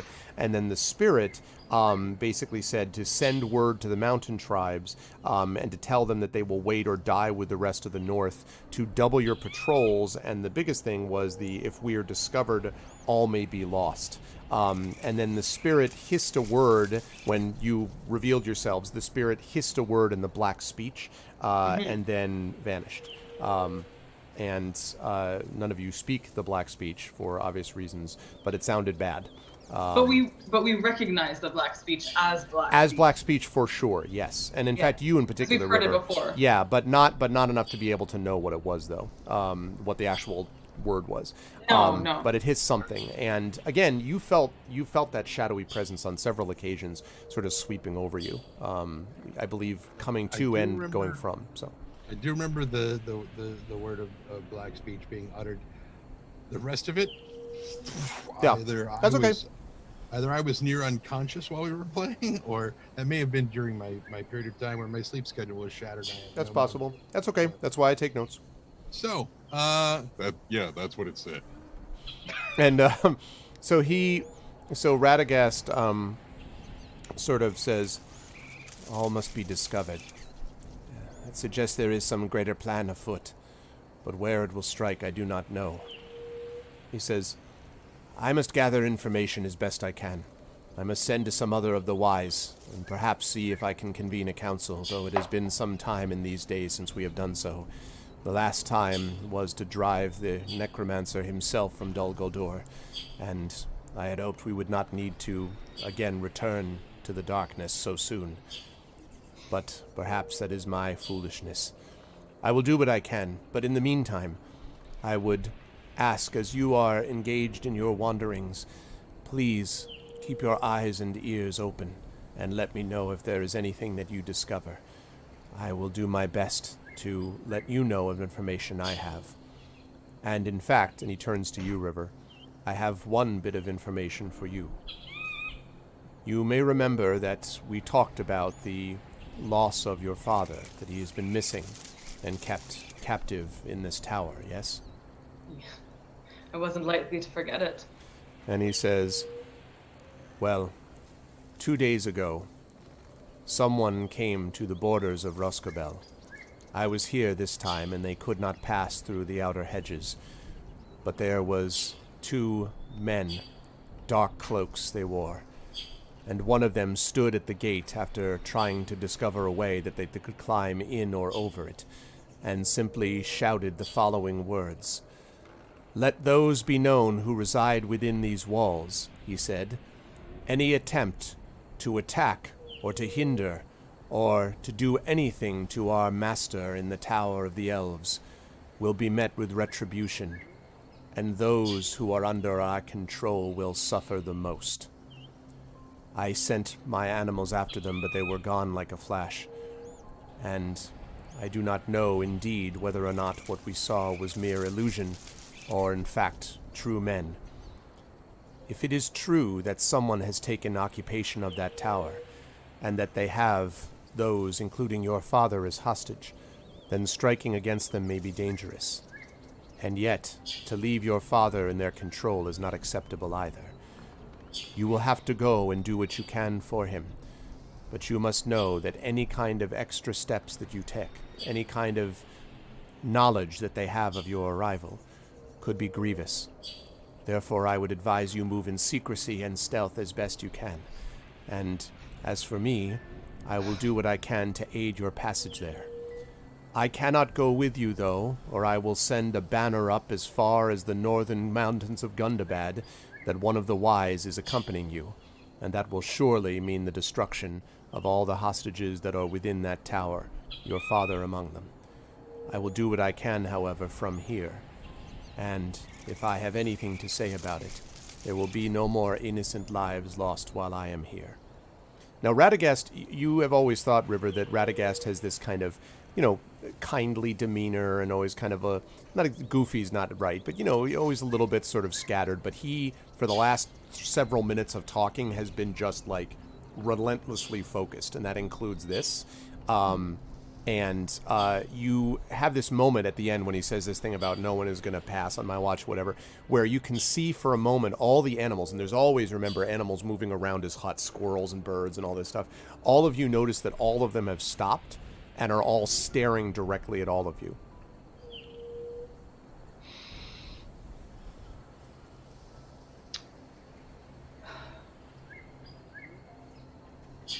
Thank you. Thank you. We were never going to be much of a force to storm a tower with, I think. So. And we have recent experience of infiltrating dark and terrible places where dark and terrible things are done.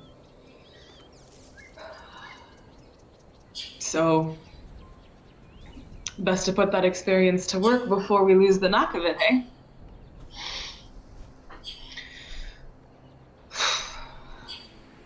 I have seen recently how prisoners are treated among this kind of enemy, and I don't relish the thought of leaving anyone, family or otherwise, in those circumstances.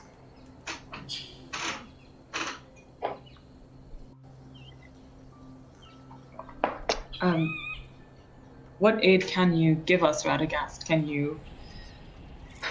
you cloak our footsteps? Can we be hidden from Watchtower's eyes? He says, I think I can do at least that much. As you go, you will find that the sun does not find your steps, and indeed that your footsteps make little noise. The grass will part for you so that they do not rustle. The squirrels and creatures will stay in place as you pass by rather than running away when startled. The birds will not circle above you, but will fly back and forth in their normal way. You will be as hidden as it is possible to be. I cannot, of course, protect you from all magic or danger, but at least I think you will arrive at the tower undetected. Once you are within its walls, though, I cannot see clearly within it. But there is one thing more. If any of you, or all of you, find yourselves in great need while inside the tower, you may simply call upon nature itself. The joy, the glory, the power of nature itself to aid you. And I think you will find some help will come. But do not use this except in direst need, for it will not aid you more than once. Thank you. Had you ever been inside that tower? He nods, and you see his shoulders kind of shrink a little bit, and sort of slump a bit, and he says, yes. There was a time in ancient days when that tower was a place of kindness and support for those in the lands around. But it has been long since that has been the case. Long since we have been able to trust in what it is that lives there. Now the place is darkness and shadow, and it has fallen into ruin. And, in truth, and he kind of sort of sighs and says, perhaps had I been more occupied with my own lands instead of the fate of Middle-earth, it would have been more difficult for this place to have fallen in the way that it did. So solid are the foundations of this place that even centuries later, it still stands more or less intact. And why this man was able to join us and take over control of this tower is beyond me. I find it hard to believe he could have done so without aid, though. So given what you have told me about this spirit creature and the chain, you will need to have great care. Understood. If you remember anything about the tower, do you have a sense of where prisoners would be kept? Is it a dungeon below ground, or is it the height of the tower? He smiles sadly and he says, when I was there were no prisoners to be kept. What they have done making it into a guard tower, I cannot say, but I do not believe that there are things below its surface, below the ground, though I must first mention that the Kickstarter has hit $556. Woo! Sorry. Yay! Sorry. Someone just pointed out to me and I'm like, what? Like, sorry about that.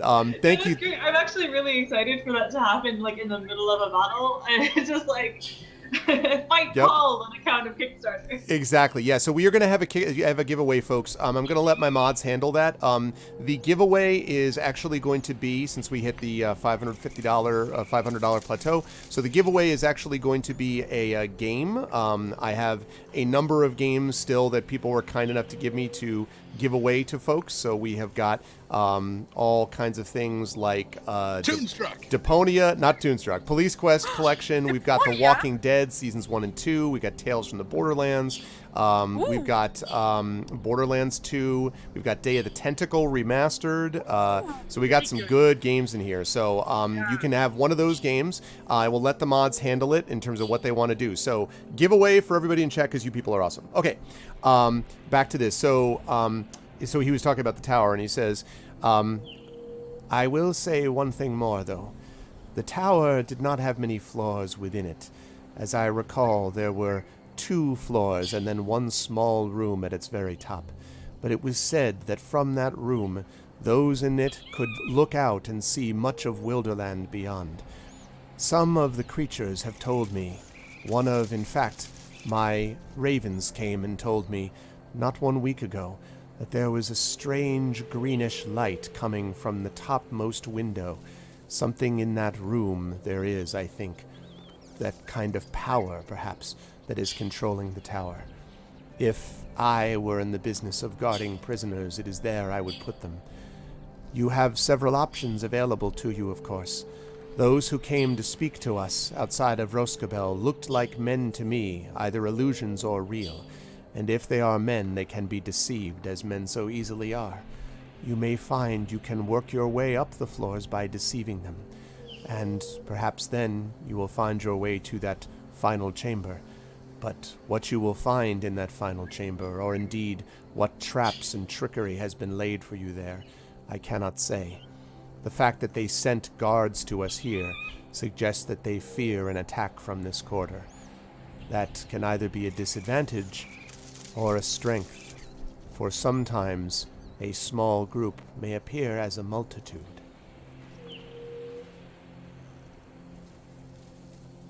One cannot help but wonder if that green glow is the same we saw in the Gladden Fields.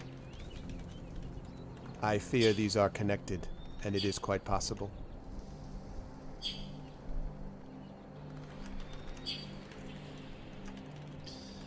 How many are missing now from Roscabel? At the last check, there were 6 who had gone missing, counting your father. 5 of the strongest woodmen, 4 of the strongest woodmen, I should say. Your father and a child. The child was with his father, who was teaching him to hunt. They never returned. I do not know what they do with people in that accursed place, but... And he kind of trails off.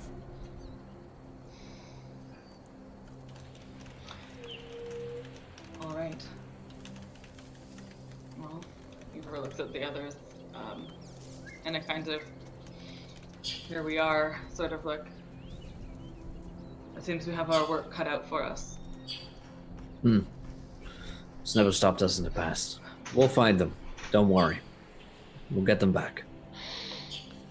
He says, your ability to move unseen may be of aid here as well, Robar, but have a care. Even with your age and knowledge, he says, something seems amiss to me with all of this. Not just the evil of the man controlling it, but what it is that's allowing him to do so. Thus I would caution, use care. I'm always careful. Flash cut to all the times I've fallen on the river again. Montage, yeah. Damn it. The Benny Hill theme. It was great, by the way, because now I'm DMing Adventures in Middle Earth. They had to come across the river, and I'm like, hey! Did they make Not it? me having to cross it. Nope, one of them fell through. See? All right. They got the Robar Staunton Award. Amazing. Felt great. We should absolutely have a Robar Staunton Award for adventures in dampness, or... Well, you realize there's going to be a time, right, where he's going to like have to do something epically and he will just clear it like with no do flips Cirque du Soleil style over it and everything. Like there's no doubt this is going to happen. Radagast says, one thing more I would ask you before you set on your way. You may wish to speak as you choose to your mother, River, but I would caution you not to be too specific in what you tell her. She has been going through a great deal, of course, since your father has been missing. But I would not want her to take action that could be dangerous to her, or to become willing to fall to despair. Most of all, you must make sure that you return to her, River. I do not think she could lose both of you and bear it. I understand. And he says, he snaps his fingers and Stone comes over. And he says, "And you, my lad." And he kind of pets his fur. And Stone, of course, is just, kind of leaning into him. And he says, "What's that?" And he kind of leans down. And you see, it almost seems like Stone is kind of licking his ear. But he's not really. He seems to be like, just sort of like, it sounds like, it almost seems like he's snuffling into his ear. And Radagast's like, "Oh, yes. Oh, quite right, yes. Well, do you think you'll be able to do that when the time comes?" He says, just looking right at him. And Stone kind of again, "All right then. But you be safe as well. I don't want to hear that you've gotten into any trouble or caused problems for your mistress." And he kind of whimpers again and wags his tail. And he pets Stone and then sort of gives him a bump on the side, and Stone comes back over to you. And he looks up and he says, "I think you will find, Inga, when you go and track down Lilliman, that he has been freshly groomed and hooves, and where he's wearing a hood now. It's all the rage. And his hooves properly shod again. He has a new bridle, and I think you will find several bags of cubes of particularly delectable sugar and apples. He seemed to want those in particular." Thank you. And he nods. Very kind of- Yeah, it's one of those ones where you're like, I don't remember telling anyone about this, but he was like, that's the deal. And then he looks over at you, last Tawny, and he says, "And as for you, my friend Bjorning, your ability at healing and skill may well be needed here. I would temper your desire to sacrifice for others with self-judgment. We will need all of you to fight the darkness in the days ahead. Keep your focus not simply here, but on the larger picture. We must move beyond petty concerns. You have done so far. Keep doing so, and nature itself will be with you." There is only one of those chains, right?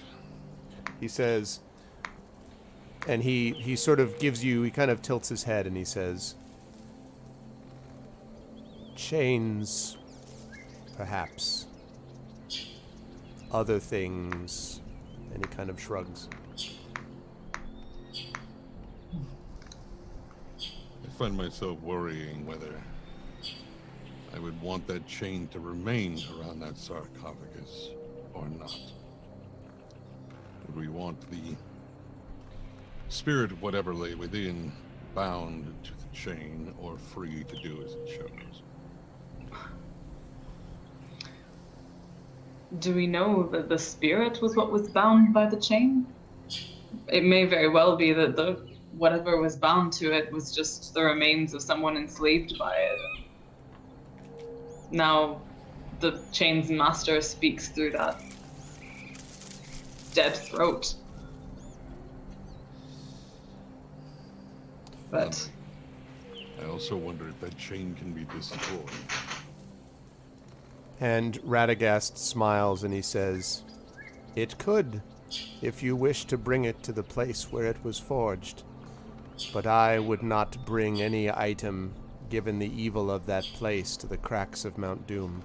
May we never be forced to go to such a place in the future." Wow. yeah, is that foreshadowing so much as like for lightening? Or For all we know, is we may have to walk into Mordor. No, I mean- one does not simply walk in. So I can't.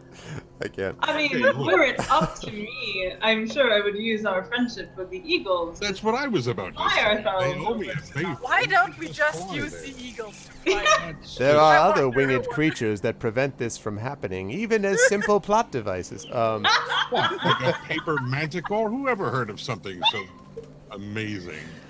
Yes, I have heard of a forbidden library that may have more knowledge of this, and perhaps you can seek that. Branding, ding. Endorsed by Radagast. I've got my soundboard up, the Witcher 3 quest theme. Just, oh man. Anyway, Adventures in Middle Earth. Product placement. right, exactly. Perhaps a place like this, like the montage of Mordor TM. Anyway, so yeah, no, not meta at all. No, I agree, Brahms. Okay, so assuming you folks are done with Radagast, he then sends you on your way. And the river, I just want to note quickly that as you're walking along, you can notice that there is a spring in Stone's step that there was not before. He's been pretty beaten down by everything that's happened over the last several years, actually. And you can tell that he seems almost lighter in his step. He's kind of more playful than you remember him being in a long time. And indeed, all of you feel slightly more elevated. Of course, you are obviously deeply concerned about, your father, the river. Obviously, Rabar's still worried about his sister. Inga's still thinking about her trip to Erebor. Like, I mean, those things have not gone away, but you feel as if you are not entirely alone, I guess is the way to put it. Where are you folks going when you enter Roscabel proper? I'm sorry, there's a huge truck going by. I apologize. That's quite all right. That Okay. gives me a chance to say that we're now up to 576 on the Kickstarter, so Woo! and So 17 do we backers. get like a point of inspiration every time there's like $100 dollar? You know what? When we hit $1,000, you'll absolutely get an inspiration, and you know why? Yes! Because I can do that. Really? Yep, Oh, wait, 100%. okay, cool. Yes. 100%. And I'll tell you why, because this is us all working together against the shadow, and so I think the shadow in this case is this thing not being funded, and so we'll do that. No, yeah, I'll do that. I'm not going to do it like every $100 or something, but for something like that, I'll do that. Congratulations to Flying Enemy for winning, by the way, the giveaway. So thank you, Flying Enemy. Well done, Flying Enemy. Yep, so you're going to get a copy of one of those games. And thank you, by the way, to these games comes from Dragonspear. So thank you to Dragonspear for contributing these as giveaway gifts. Thank you. Dragonspear has very good taste in games. Yeah, Like, he I've really played does. All of these, and they are all good. So. He does, all except for Ultimo, which is clearly an outdated property, but everything else, I'm just kidding. Also, he roots for the wrong football team. I'm just kidding. I'm just joking. I'm waiting for Dragon to be like, what? Flip tables. What's up, Kerflop? Okay, so now that you're back out in Roscabel proper, where are you folks headed now? River is going to go and see her mom. Okay. But what time of day is it, by the way? It's probably at this point, I would say, I don't remember exactly when I said you arrived, but I'm going to guess around 1 or 2 o'clock in the afternoon, because I think it was about midday that you arrived. And if I'm wrong, I'm wrong. But let's say about 1 or 2 o'clock for now. Okay. All right. Yes. Yeah. She's gonna go and see her mother, and but meanwhile, she's like first, making much of Stone and stuff, and the fact that seeing him playful, sort of brings home to her just how grim everything has been recently, and she finds herself remembering that this used to be Stone's default, to be playful and springy and stuff, and she just, like, as she's fondling him, she kind of quietly resolves to make that be more the case from now on after this. I would like all of you to make a wisdom check for me, please. Not a saving throw, a check.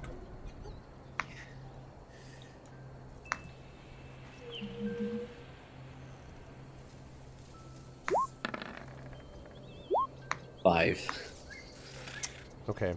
Oh wait, sorry, I did a save. Yeah, not a save. Check. Sorry, I just went. Let me do that. Wrong. Not great, Bob. Where is? Ah, there you are. Okay, sorry. Okay. Yeah, the thing that sort of occurs to all of you as you're sort of passing along, I mentioned this sort of lightness, or feeling somewhat lighter, and as you look above you, you notice that the sun is not beating down upon you. I mean, obviously you're in the forest, so it would just be sort of filtering through, but it's not even like there's sort of a cool, sort of calming, after the sort of kind of humidity and just like the slogging through the swamp, you feel kind of this just sort of cool, calming breeze that passes over you that's sort of refreshing. Doesn't have any mechanical effect per se as of yet anyway, but it's definitely not what you felt when you were coming to Radagast in the first place. So this may be what he was referring to, perhaps. Okay, so assuming you all are heading down to the to her mother, which is down here, I believe. We're figuring, are we going to like spend a night before going? That makes sense, probably. That's up to you. Yeah.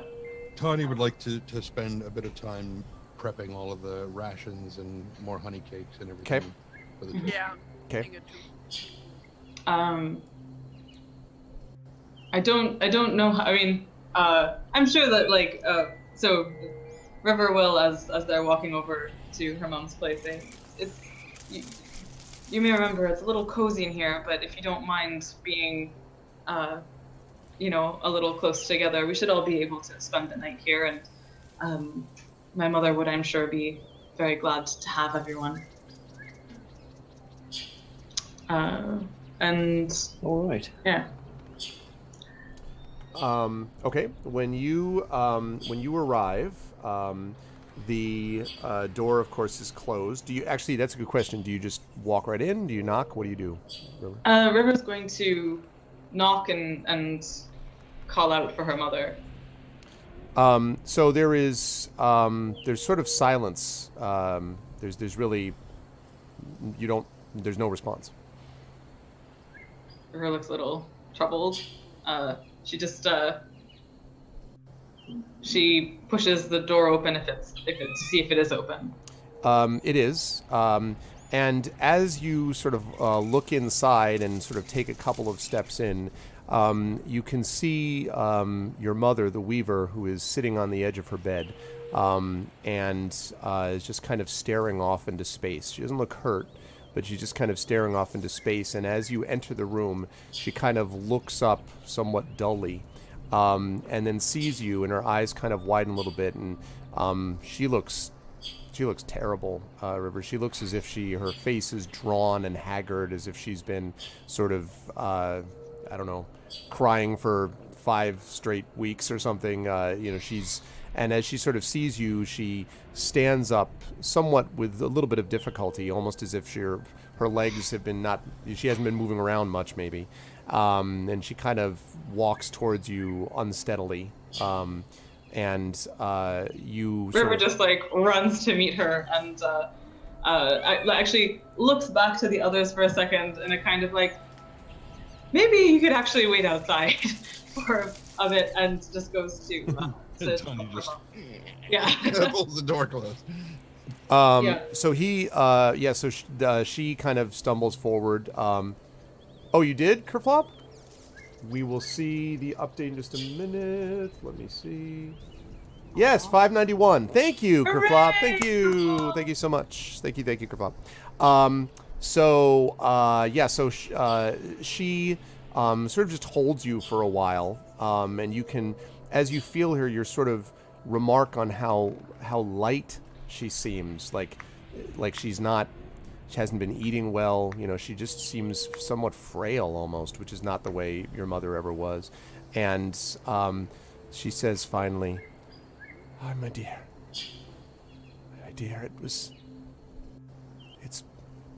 I'm glad you're back. I'm glad you're back, dear." Mother, have you not been eating? I'm sorry I was gone so long. But what's going on? And she says, Well, it's nothing so long as you're here. Darling, I haven't felt a lot of reason to eat or to be out walking. Mostly I've been waiting to see what happens next. Radagast came himself. It was a great honor, of course. He sat down and talked to me. I don't fully remember what he said. I was only half in and out. Said something about how I needed to get up and move and talk and speak. He said I hadn't eaten in possibly a week. And then he touched my forehead and I felt somewhat better. And I managed to have a little bit of water and a little bit of food, but still there hasn't been much reason to think or do of anything. When you were gone, maybe 5-6 nights ago, I had a dream. You were on some great mountain, and you were fighting against hundreds of foul things. You were looking down at them as if you stood on the roof of some building and they were looking up at you. And all around you was this green glow. I guess I had almost given way to despair. I didn't know if I'd see you again. Now, about that time that she tells you sort of syncs up with the time that you were actually engaged in such a battle Exactly. at this time. And so she says, as long as you're here, Les. River sort of she sits her mother down on the bed and sort of very gently but firmly takes her by her shoulders and looks at her and says, Mother, you dreamt true that there was such a battle, and it was terrible, and there were many enemies, and that green glow of which you speak, that was a true thing too. And we've been speaking to Radagast about it. But what you need to understand is that I was there with my friends at my back, and we triumphed, and we won, and we rescued people, and we were able to bring people home who were thought lost. And we could do that. We could do that because we stood together, and Stone was with me, and everywhere I go, you're with me too. And I just want you to know that everywhere I go, no matter how far I am, you're always with me. In every dark place that I find myself, you're there. And I want so much for you here to feel that even if I'm far away, I'm with you here too. And she kind of listens to your words. You're still sort of standing, holding her. And she kind of looks up at you and smiles and brushes a tear away from your cheek and says, of all the things I've ever done, all the things I've ever weaved, the best tapestry I ever made was you, my child. So she kind of wipes away a tear herself, and she I'm says, just crying and hugging her at this point. yeah, and the same, and she says, you should bring your friends in. Let them join this before. Yeah, go ahead, Tani. At some point, there's just the door. Yeah, it's like, hello? I open just enough, and Tawny's arm comes through with a big honey cake. That's awesome. And she's like, look, that honey cake says $626 for the Kickstarter on it. Yay! Hey. Hey-oh. You're on fire. That's I baked it into the honey cake as a commemorative thing. Just pick the icing off. Okay, so you folks are able to then come in. I assume the rest of you come in, assuming you're okay with that, River. Yeah, River's going to go and touch them and sort of say quietly to them. As Radagast mentioned, this has been a very difficult time for my mother, so I beg of you to forgive the state of things. She would not want you to hold in your memory this as an idea of her hospitality. So just make yourselves at home. And just kind of like ushers them in.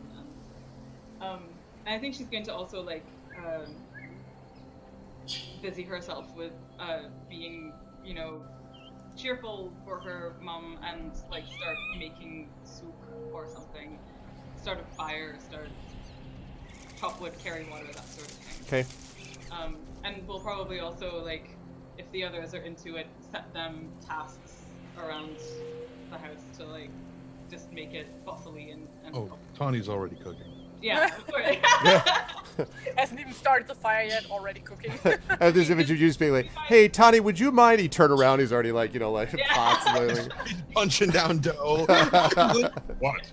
I was gonna say, like, you guys have all actually been introduced to her the last time we were in Roswell, so yeah, just skip that. So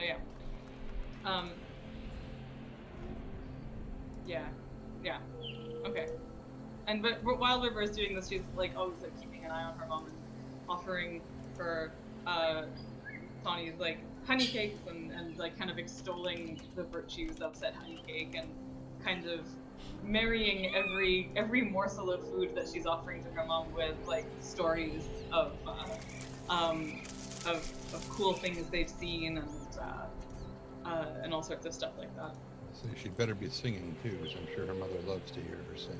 Yes, and while cooking and stuff. In fact, while she's singing, she'll probably start teaching everyone else, like, working song, in the sense of, like, like a kitchen song, like a shanty, but for kitchens. Okay. A kit shanty, if you will. A kid shanty.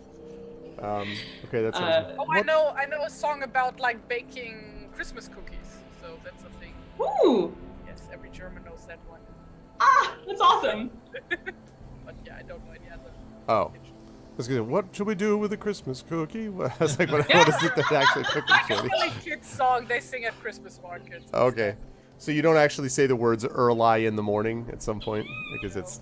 Okay, all No, right. I should totally say early in the morning. No, like most people here know how to sing that song as well. Gotcha. Roll, roll, roll your dough gently on the... Nice. So on, yes. Sugarly. All right, this the one who calls the dwarves sung as they trash Bilbo's home. Yeah, that's absolutely right. That was always coming to mind. Yeah. Like, Yeah. burn the bread and boil the cakes. That's Carefully with the plates. With the Yeah. plate, yeah. The only part of the Hobbit film that was any good, basically. That was good. That song. Yeah, that was really good. Yeah.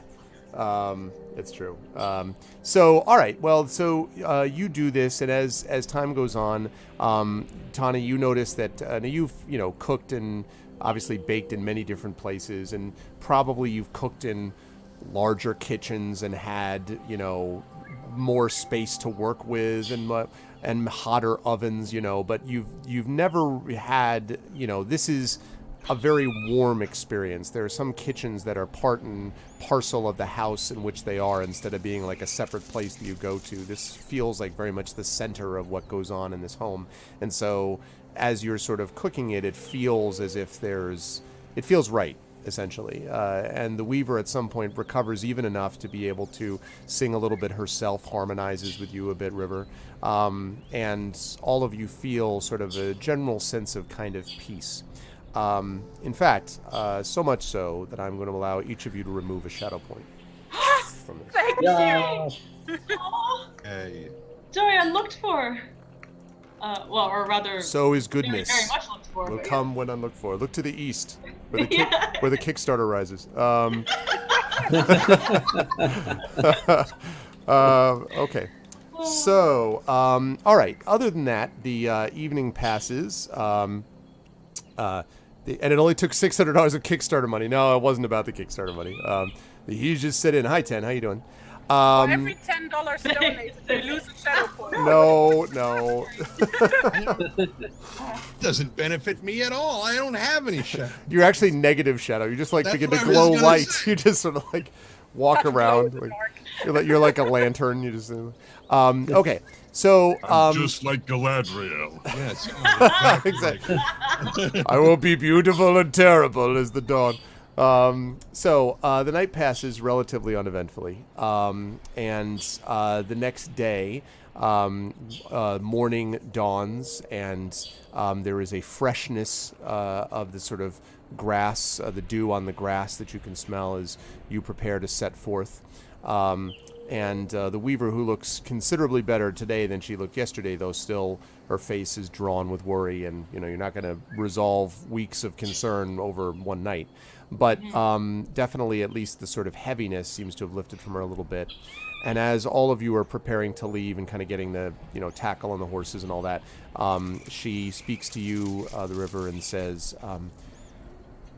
my child, whatever you do in finding what has happened to your father, you've got to promise me that you're not going to take any risks there, any unnecessary ones. Your father knew what he was about. He usually does. And there was a time in the past where you could sometimes act before you thought. Your heart sometimes gets too big for your head, I think, my dear. Just use some care when you go, and think on us. Think on me. I'll be with you, as you said last night. And she kind of looks semi-fake gruffly down at Stone. She says, you take care of her. You promised. And Stone kind of, and she pets Stone. And by the way, Inga, I should say that you have had a chance to retrieve Lillimon now, and Lillimon does indeed look like in fine condition. He does seem to keep turning his head around to look at the saddlebags, and you realize that must have been where the bags of sugar and apples are put. So he keeps kind of like sort of looking back that way. There are always like some treats in there for him. Yeah, but no, yeah. But this is more like, he's like, yo, can I get some of that? Like this is a little more than normal. Brief sidebar, my headcanon for this, incidentally, because it is, no one wants to think too hard about the economics of trade in Middle Earth and stuff, but my headcanon here is that rather than lumps of sugar, because where is the sugar cane in this world, is that it's maple fudge. And that because they're in a wood, they're probably deciduous trees. I'm just going to decide that there are sugar maples here, and that the woodsmen are known for their maple candy. Well, that is exactly what I was thinking of, actually. Yes, definitely not lumps of sort of refined sugar, because you're right, that wouldn't be possible. But absolutely burned down from sap. I mean, this whole place is surrounded by it. So yes, for sure. No, these are definitely maple cubes, I should say, cubes of maple sugar. Yes, for sure. So the Weaver wishes all of you well and kind of gives you an extra long hug, River, and then again pats Lillimon and the rest of the crew. I say Lillimon Stone, not the rest of the crew. Does not pat Robar on the head, although that'd be funny. Good job, Robar. I'll accept it. But and then waves goodbye, and as you were sort of on your way, if you take a look back over your shoulder, you can see her sort of looking at you, and beyond Radagast, beyond the Roskabel proper, the image of your mother's face sort of watching you go, River, probably stays with you, I would say, the longest as you depart. I assume you folks, now I don't want to just drive you out of Roskabel for no reason, but I'm assuming you folks were good here, yeah, and we're going on to, okay. I didn't want to. I think so. I think things that River would have wanted to have done as well, like sharpen her axes or something like that. But she'd probably have dropped them off at the smithy as they got in, and they'd be done the next day. So yeah. Okay. Also, we had no combat since we left. What's the name? The Dwimmerhorn?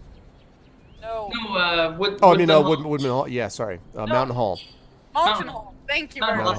Sorry. So many halls. Spent a lot of time preparing and repairing stuff there. So like basically all we needed to do here was replenish provisions, right? Yep. Yeah. I would say that's true.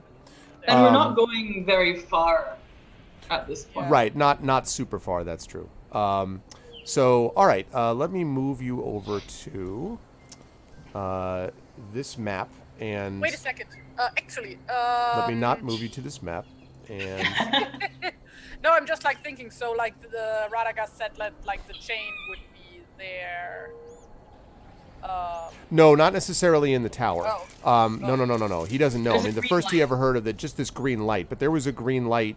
That doesn't necessarily mean it's coming from the chain. I mean, But like still though, I would like to get like something that can be used to, like for example, break open locks and stuff like that. Like tools for that, for example, because we are going to free prisoners, so like we might Gotcha. have to break open like Right. iron gates and stuff like that. So Right. can we get like, I don't know, like smithy tools or whatever that would equate to? sure. I would say that you can track them down. I mean, the you already have some of that equipment that you probably got from Yeah, Mountain like I Hall. do have a hammer and stuff, but like Yeah. you know, like what I would need would be A vial of smog I- slobber. I don't know the English terminology for that. No, I got I what see. you're saying. Like basically a hammer, Hammer and chisel. and a chisel. Yeah, like a chisel that's like strong enough to go through. Yeah. Yeah. And I would say that you probably would have gotten that from Mountain Hall. Roskabel wouldn't necessarily have something like that, but certainly Mountain Hall does, because I mean they're dealing constantly with metal and stone and stuff like that. So you were able to find pretty good quality. I mean, you know, for non-dwarven, pretty good quality stuff from Mountain Hall to be able to do that. And as you folks prepare to set off, you notice, sort of looking above you, that there is this kind of odd experience you have where the sun is, you know, shining around you, and yet you look down on the ground and you notice that there are no shadows cast by you anyway. None of the party have their shadows cast, and as you walk, you move very quietly, very silently almost, as you begin to move through these fields, which is sort of not a normal thing, not something you would normally have expected, but it's One quick question. sure, yeah. So, Mhm. one quick question. Just in case you had thoughts about it. So you said you had an idea in mind for how she I do. learns stuff? Okay, so just making sure that Yep. it's not. I haven't forgotten. I do. Cool. Could I also pause for a quick bio break? And Yes, absolutely, you may. This gives us a good chance to remind everybody that we are in the midst of Day 42 of Adventures in Middle-earth, Wilderland Adventures, sponsored, of course, by Cubicle 7. We are joined by Mr. Trendane Sparks, by Mr. Will Jones from Encounter Roleplay, by Terry Toons, and, of course, Amal Almatar, who is on a quick bio break.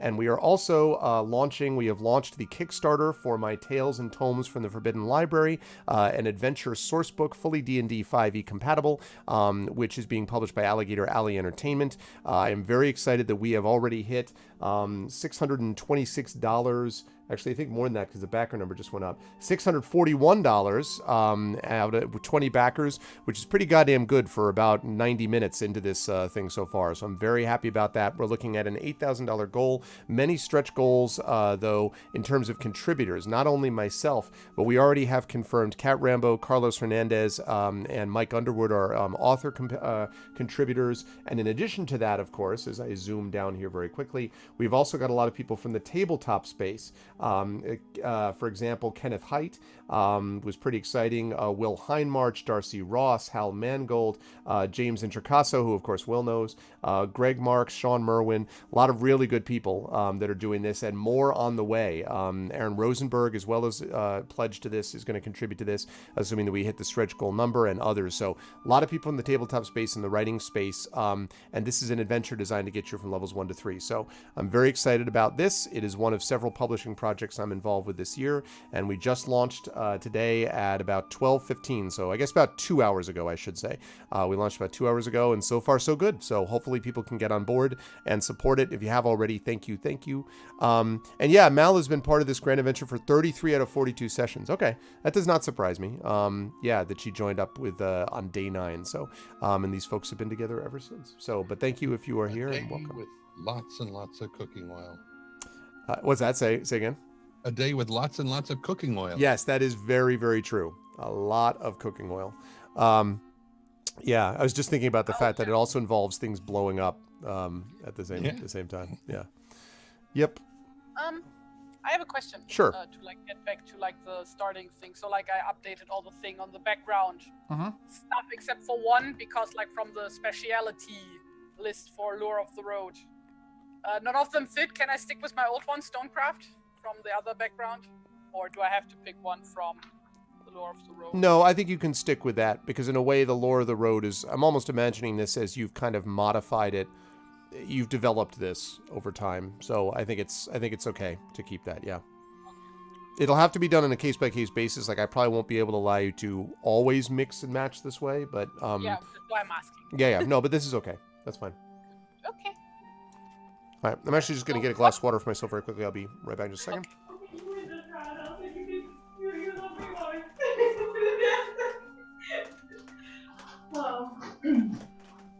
Sorry. That's okay. Arf gave up on us while you left. He's done. He's done. So Done. Turns out he was only in it for the money. yeah. Oh, So like I said earlier, we won. Adventures in Middle Earth. So awesome! Hooray! So what do we win? We well, get a cool T-shirt or something? we get. We should have T-shirts. Should have t-shirts for sure. I 100% want a T-shirt with the crew that you drew, Tari, on it. I That's like, right.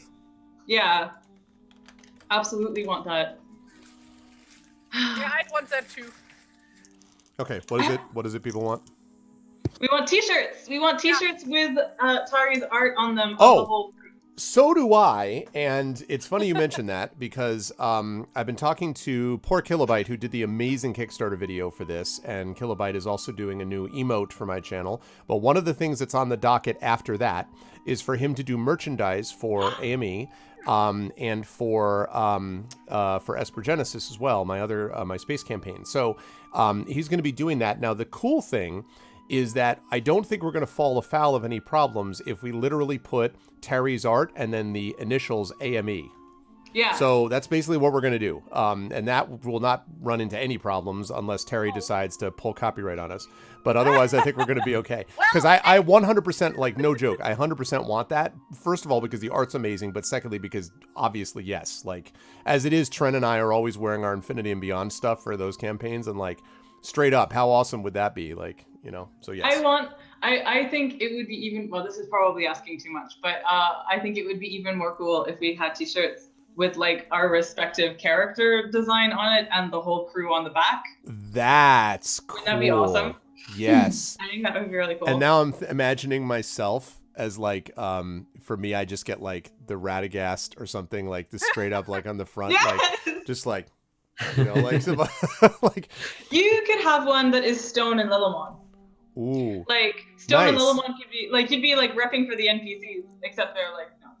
That's cool. No, I'd have Stone and Lillimon with the chain around them. No, just kidding. I'm just joking. I'm just joking. You son of a! No, I'm just joking. I'm fine with that, but if you go with Dodie, I'm gonna hunt you down.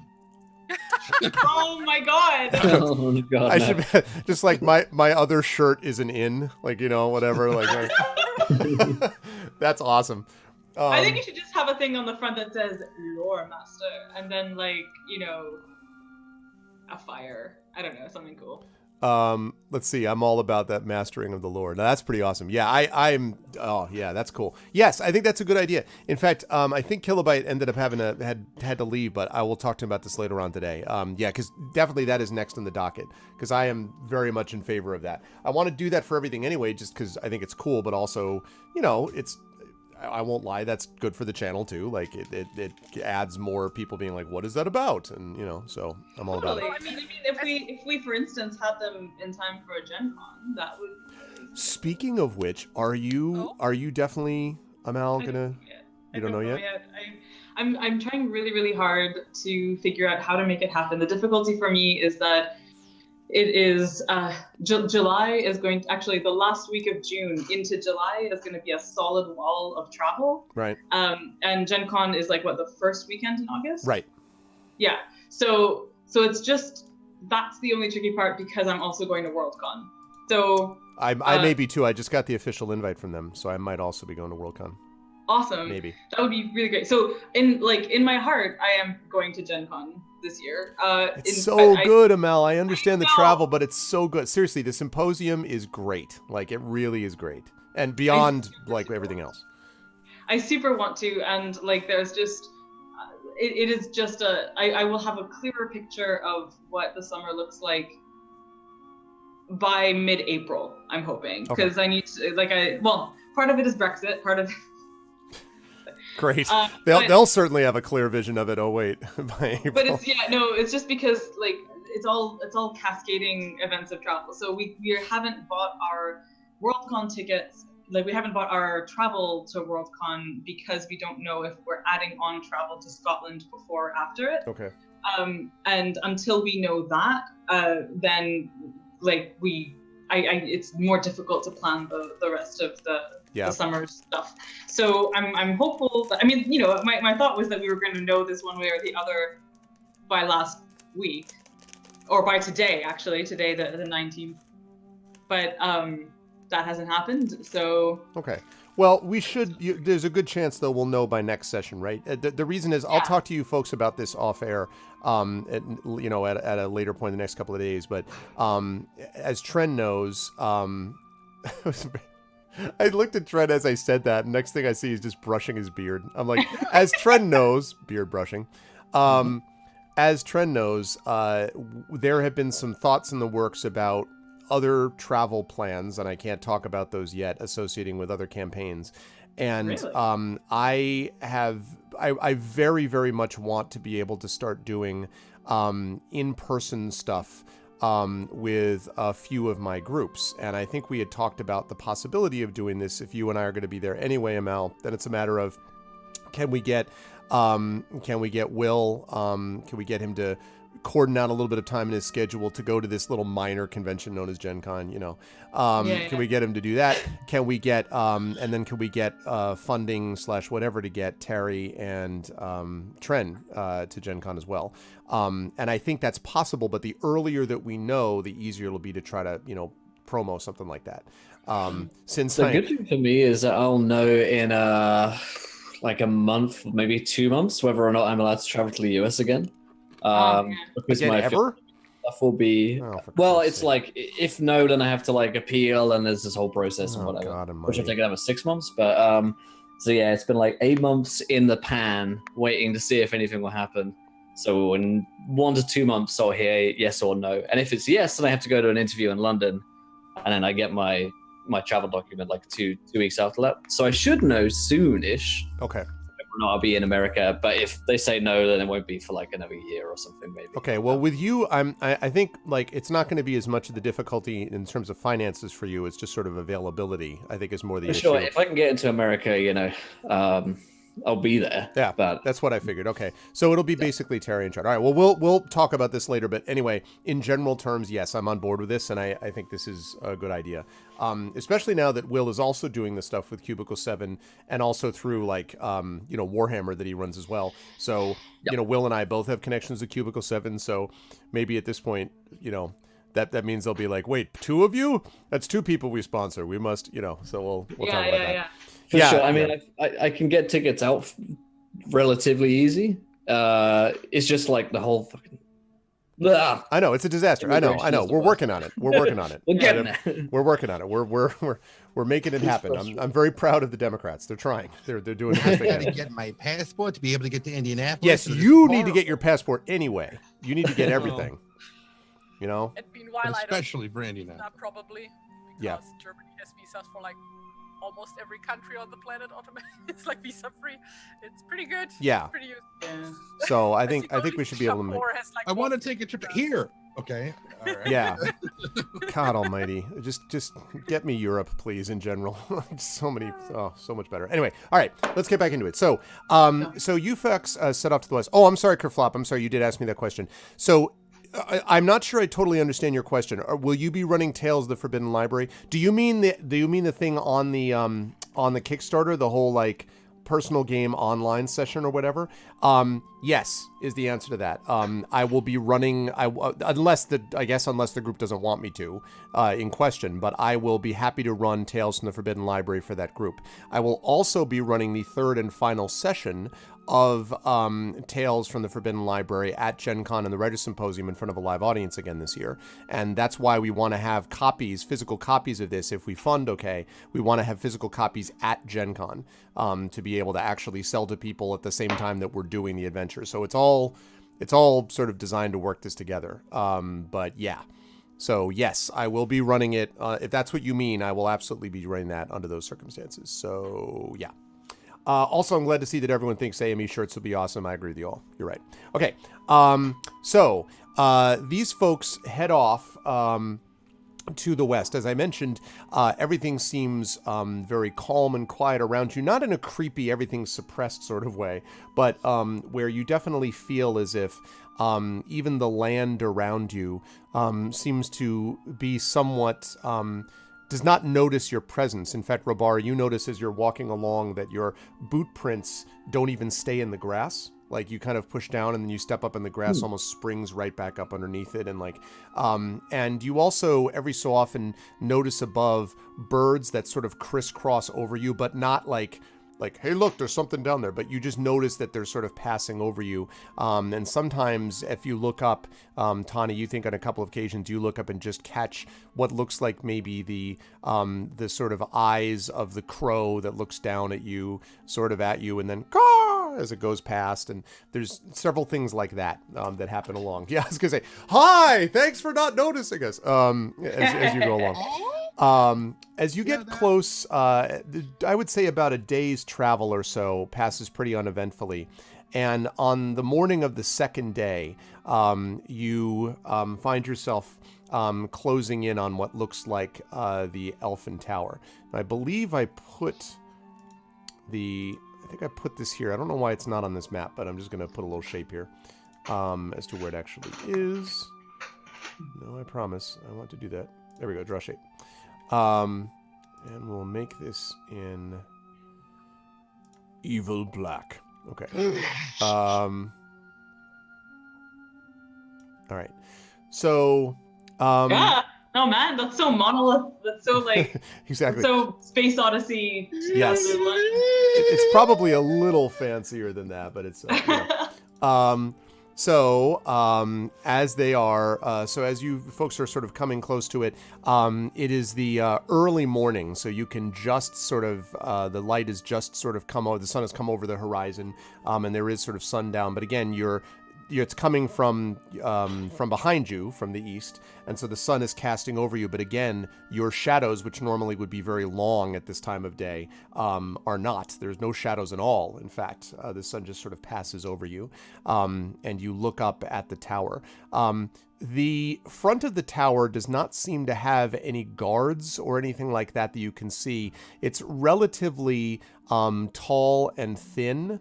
But not not towering over you. But I mean, it's a relatively tall tower. But unlike the Tower River, which you might remember having tried to climb near Stonyford, that one that was kind of broken down. This one is successfully climbed, I might add. Successfully, yes, that's true.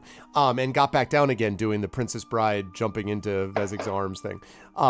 But this one does not look, this one seems to have very little wear on it at all, in fact. So the outside is pretty much intact. There are a couple of small windows that you can see that are carved into the stone on the outside of the tower. And at the very top, you can see there's kind of what looks like a sloped, maybe slate, it's not really clear, roof. And there is a little window in the roof as well. And you can't quite get a look at it for sure, but you think maybe that there's a few of those windows around the roof. You can see the one facing you, but there might be another one facing to the north, but you can't really see from this vantage point. There is no green light that you can see shining from that at the moment, though. And the tower itself is up slightly on the hill, on this little hill that's sort of looking outwards. And you notice that there are no creatures moving anywhere near the tower, and this is to be distinguished from creatures not moving near you. The creatures near you are often just there as you walk by them and they don't react. Here, there are no creatures or birds flying over or near the tower at all. And that's a good question, Edgy. Yes, a staircase could fit. But it's not a huge, wide tower. Definitely.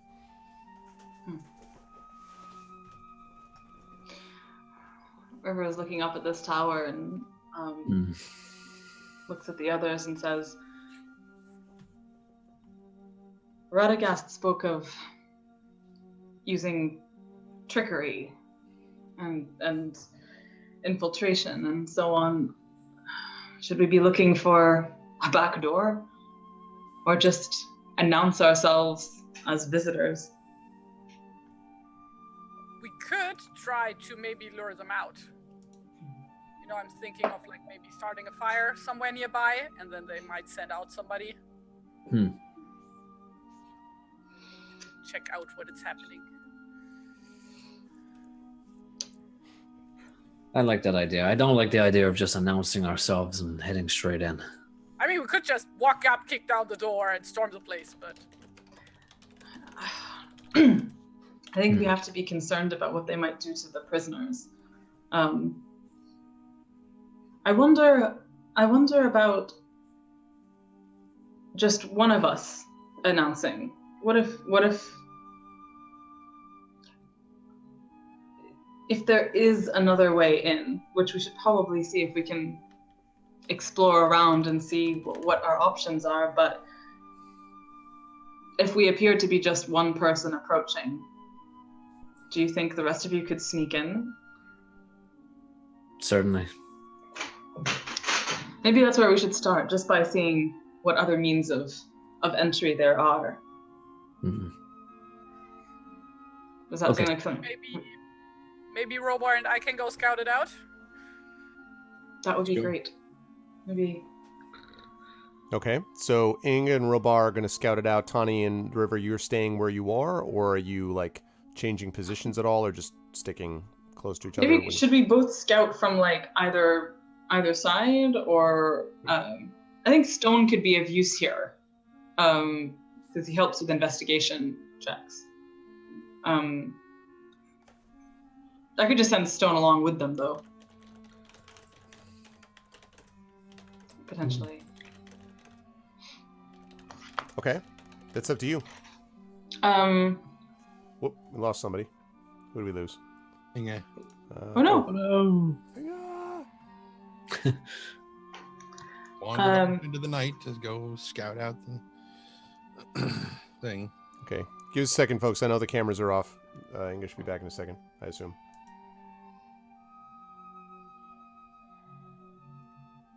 In fact, yeah, Inga usually is the scout, right? In our traveling parties. Yes. Hooray! That is correct. This is not the official. Okay. Oh, yeah, right. I guess so. She actually literally left to actually go scout it out, and we'll just find out. No, I'm kidding. So okay, she's the first victim to the tower. Yes. No. She's already lost. Okay. So Ing and Robar are gonna head around that side while.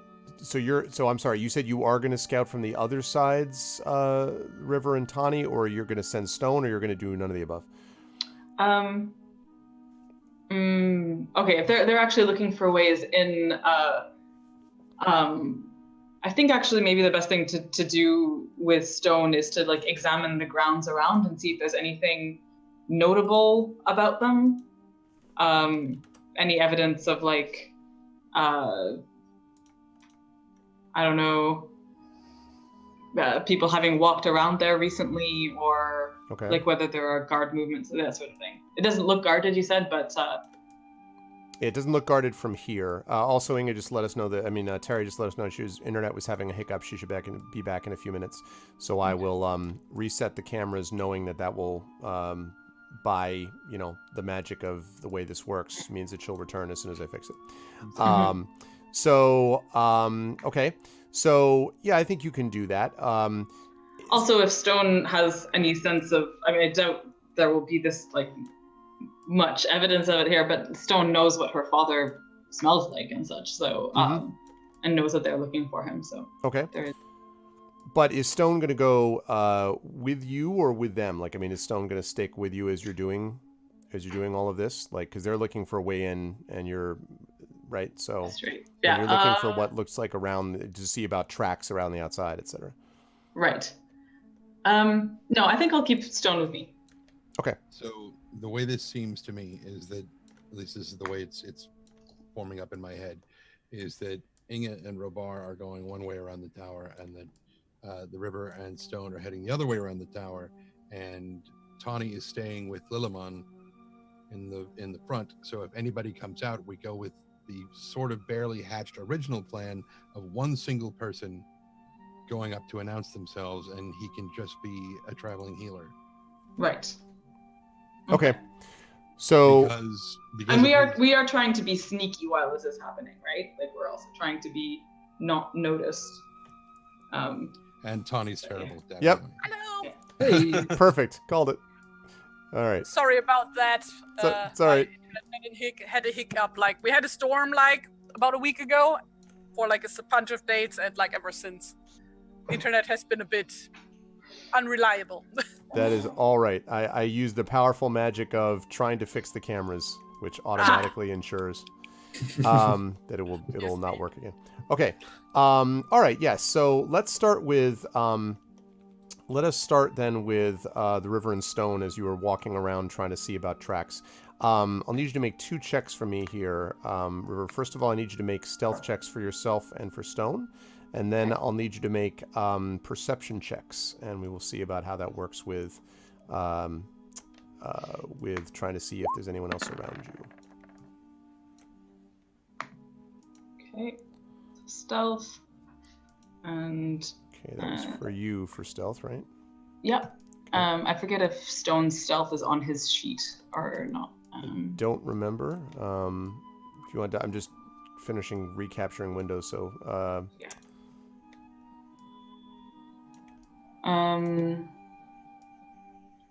Oh, right. So the investigate support thing that he has, by the way, goes when you make an investigation checks, you gain advantage and count as proficient in the skill, even if you are not. yeah. Unfortunately, this is not an investigation check, though. No, but right, just since I'm looking at it on the sheet. Oh, okay. So I think before we did this as a straight dex check for him because he doesn't have stealth listed. That's probably right. Yeah. Okay. That's probably the case. Okay. Okay. Yeah. So you move very quietly, and again, you were assisted. It almost feels as if you're getting, assistance from elsewhere because you move around very quietly around this. Now, as far as the sort of search thing. Oh, what die roller am I using? That's actually Roll20. That's integrated Roll20. So you actually, in Roll20, you can roll 3D dice, and then it has that die roller, which is basically just a window capture that I'm doing as well. So it's, it's pretty cool. I'm glad you like it, though. Really cool, as long as you're not watching John roll. Oh, with this, John figured out that you can actually use these shadow dice. So he's a warlock, so he's all like, "Oh, look at my dark dice." I'm like, "Oh god." They can, and you can't see it too. So even though I know that it's just picking up Roll20, I'm like, is it really what the die said or what? Anyway, okay. So next, I need you to make a perception check for me, for both you and for Stone. For Stone, I'm going to give him advantage on this. So you will just have a normal check. Stone's going to get advantage on it.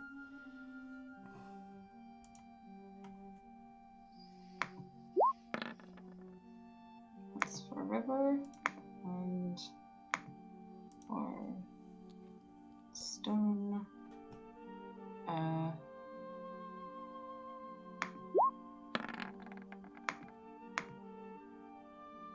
Okay, so we're looking at 16.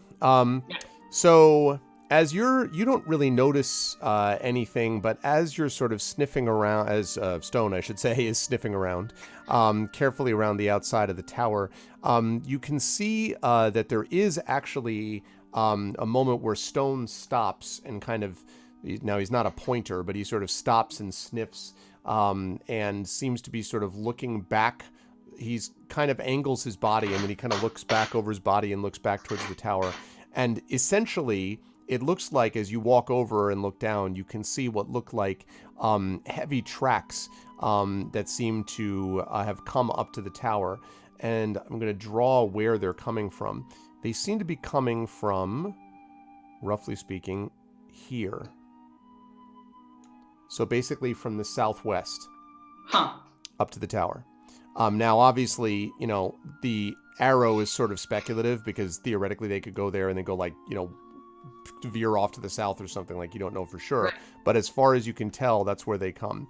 They are definitely boot prints, and they look to be human or humanoid.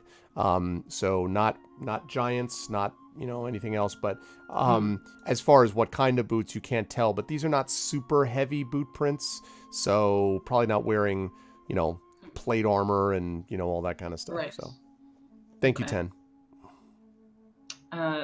Coming and like pointing towards the tower, but not out. Right. Interesting. Okay. And more than one pair. I mean, it looks like, I mean, it's hard to say, but definitely a group, maybe 10, 15. Okay. All right. River chews her lip and goes back towards Tawny and waits for the others to come back to reconnoiter. And speaking of the others, Robar and Inga, I'm going to need you to make first of all, stealth checks for me, both of you. Boy. What are we doing anyway? Because I was like gone. Looking for other ways in. Okay. 16. Okay. Where still stay you are. That would be a hearty no. So. Jeez. So Robar, you move, you know, with great sort of, you know, caution and care, you know, in your practiced way, sort of quietly. And then behind you hear sort of like, and then there's kind of this like, basically it sounds like someone like banged something against the ground and then kind of stumbled forward a couple of steps. And you're kind of like, but you're able to sort of, you see Inga just sort of stumbles forward a step, but you're able to catch her before she, you know, falls over or anything like that. And you kind of are like, you know, your stealth check was good enough that she didn't make a lot of noise. Easy there. And now what I need you folks to do is to make perception checks for me, both of you, please. Oh, boy. Does this count as wilderness? Let me think. 27. Sure. Wow, what? I see everything. Okay, so Dude. Sure. And the answer is sure, this counts as wilderness. Yeah. Robar, everything is just ones and zeros. It's just like, you get you know, a +9 I am the one. There is no spoon. How do you get a +9 on perception? How does that even work? I have the Start by being a Dunedain. Yeah, Dunedain bonus, I think, which gives me oh wow. not proficiency, but Oh, natural 20. Wow. See? Without the bonus. You're like, I also see things. You're like, oh, it's just a Tuesday for me. Okay. Like, So look at this. Natural 1, natural 20. What the hell? Yeah. there's good stuff. Both of you can see. Yeah. So both of you can see as you kind of come around the tower that it does not appear that there are any obvious doors, but along the back of the tower, now the front of the tower that you were at before, there was not much wear sort of to speak of. But along the back of the tower, you note something odd, and that is, as you are watching, you see what looks like a little creature, something moving on the wall of the tower. And then it stops. Now, you're going to need to get a little bit closer. You don't have to, like, walk right up to it, but you need to get a little closer to see more of, like, what this is. But it's weird because it's like, you know, the black stone wall and then this almost whitish thing moving along it. I'm just like imagining one of those lizards from Shadow of the Colossus right now. I think that's a pretty good guess. Getting out my bow to get that extra stamina. No, it's not about grip strength. God damn it, no. So. Yeah, I say to Inga, you spot that there? Yeah, let's go. Let's get closer. Okay.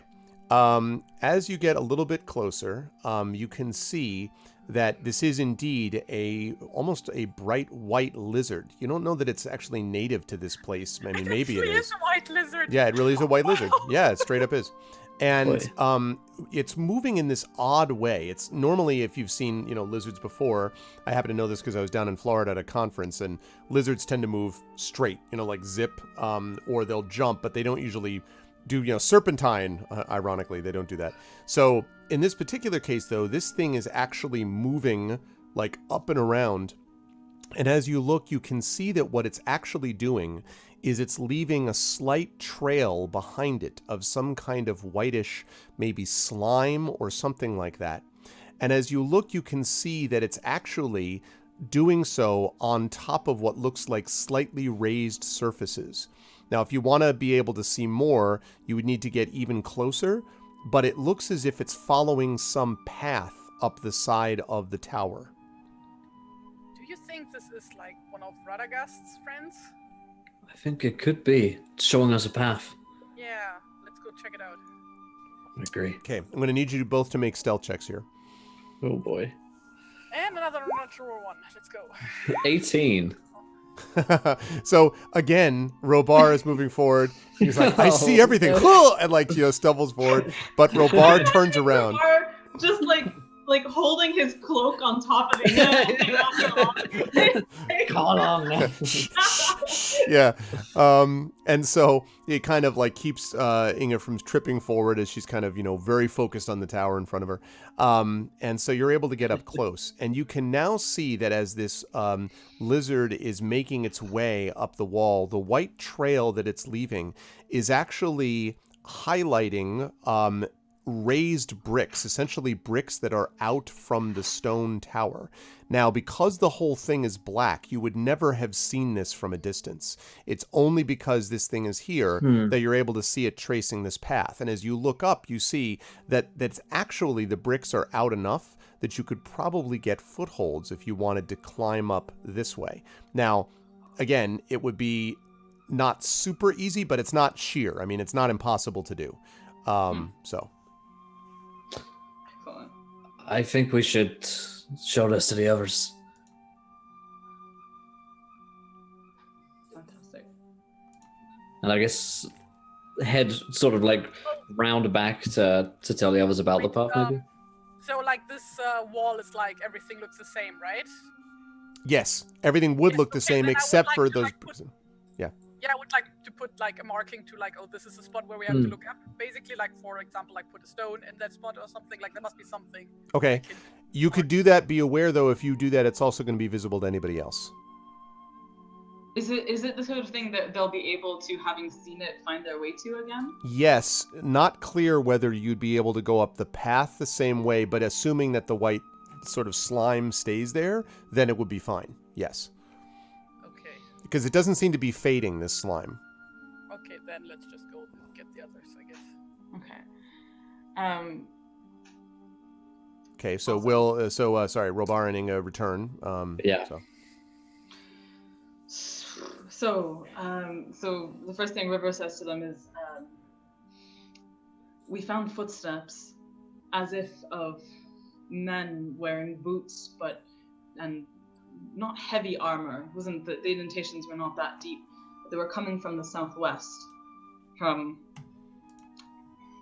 perhaps where towards the Gladden Fields or not. Either way, I'm not used to friends coming from that direction. If I were to guess, I'd say there were probably about 10 or so heading into this tower. So I don't know what else to expect of fortification inside if we're not seeing anything outside, but what did you find, if anything? There's found a a way up the tower. yeah. The outside. There's a path. Really? Yeah, come, we show you. All right. Well, wait, before we do that, maybe... All right. Did it look like something... How good are you at climbing? I'm an excellent climber. Yeah, I can climb okay. I grew up on construction sites. If needs be, I can toss to you.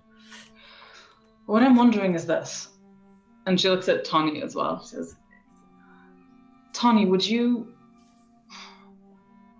What I'm imagining is if you announced yourself to this tower and attracted some attention there, and we went around the back, the rest of us, to climb up and see who we could free, if at all, that we might have a better chance of doing this undetected. Initially, it had been my thought to be the one to announce myself here, just to keep a conversation going, I suppose. But if whoever gets up there will need to start. I don't know what to expect when we go inside. I don't know what do you think?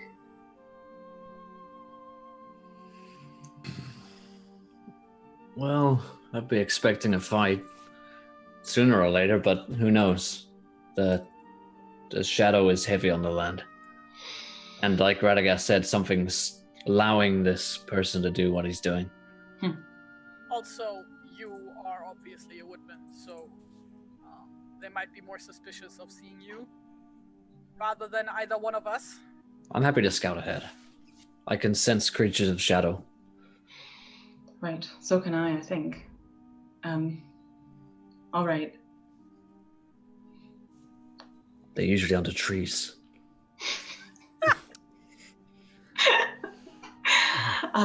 There's a lot of trees in this woods. Well, all right then. Tawny, I don't want to leave you alone doing this. I have Lillimon with me. I think you could also have Stone with you. Stone isn't going to be much use climbing the side of the tower, I imagine. Oh, I probably left Lilliman at the In Roscobel? Lilliman's pulled a Skyrim, and Lilliman Really? can just like travel Would you up take him to towers. flatten fields? Well, wait a minute. Yeah, I don't know about that, Inga, because you'd need to. I mean, it is a day and a half's travel. I mean, it's not like right next door. I assumed you brought Lillimon with you. I'm not going to make you have him climb up the tower wall. I mean, I don't, although it would be funny, but wait, you're muted, I think. Oh, am I? No, you're not. You're fine. You're fine. Sorry, my bad. Yeah.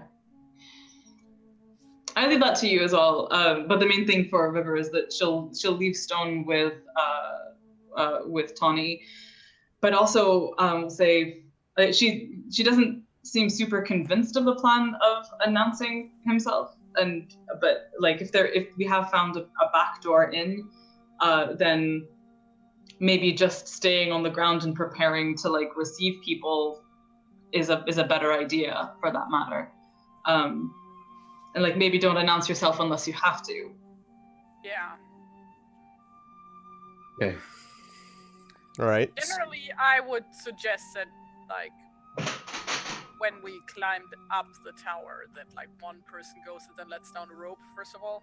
So, Right. Okay, so as I understand the plan, Tani is going to be with, assuming Lillimon is there, Lillimon and Stone in the front of the tower, and then Inga Robar and the River are going to be in the back of the tower trying to make the climb? Mm-hmm. Okay. So once you all sneak around to the back and Tani to the front, Tani, what are you doing to get their attention? Looking for herbs. Yeah, all right. If at all, I was going to say, yeah. Okay. Right, yeah, if you're doing that. I mean, are you doing that? Like, I mean, you're trying to garner attention? I mean, I'm not trying to hide it. Okay. I'm looking like a wandering healer who's gathering herbs who just happen to be in front of this tower. Okay. So you're doing that now. You're starting to sort of gather herbs and look around. There's no obvious response as of yet. In the meantime, Robar and Inga and the River make their way around to the back of the tower. And indeed, the white path that you saw before, Robar and Inga, is still there. And so now the River can see it as well, and can kind of see it leading up. It's not an easy sort of path, but it's doable. Who is going to try to head up first?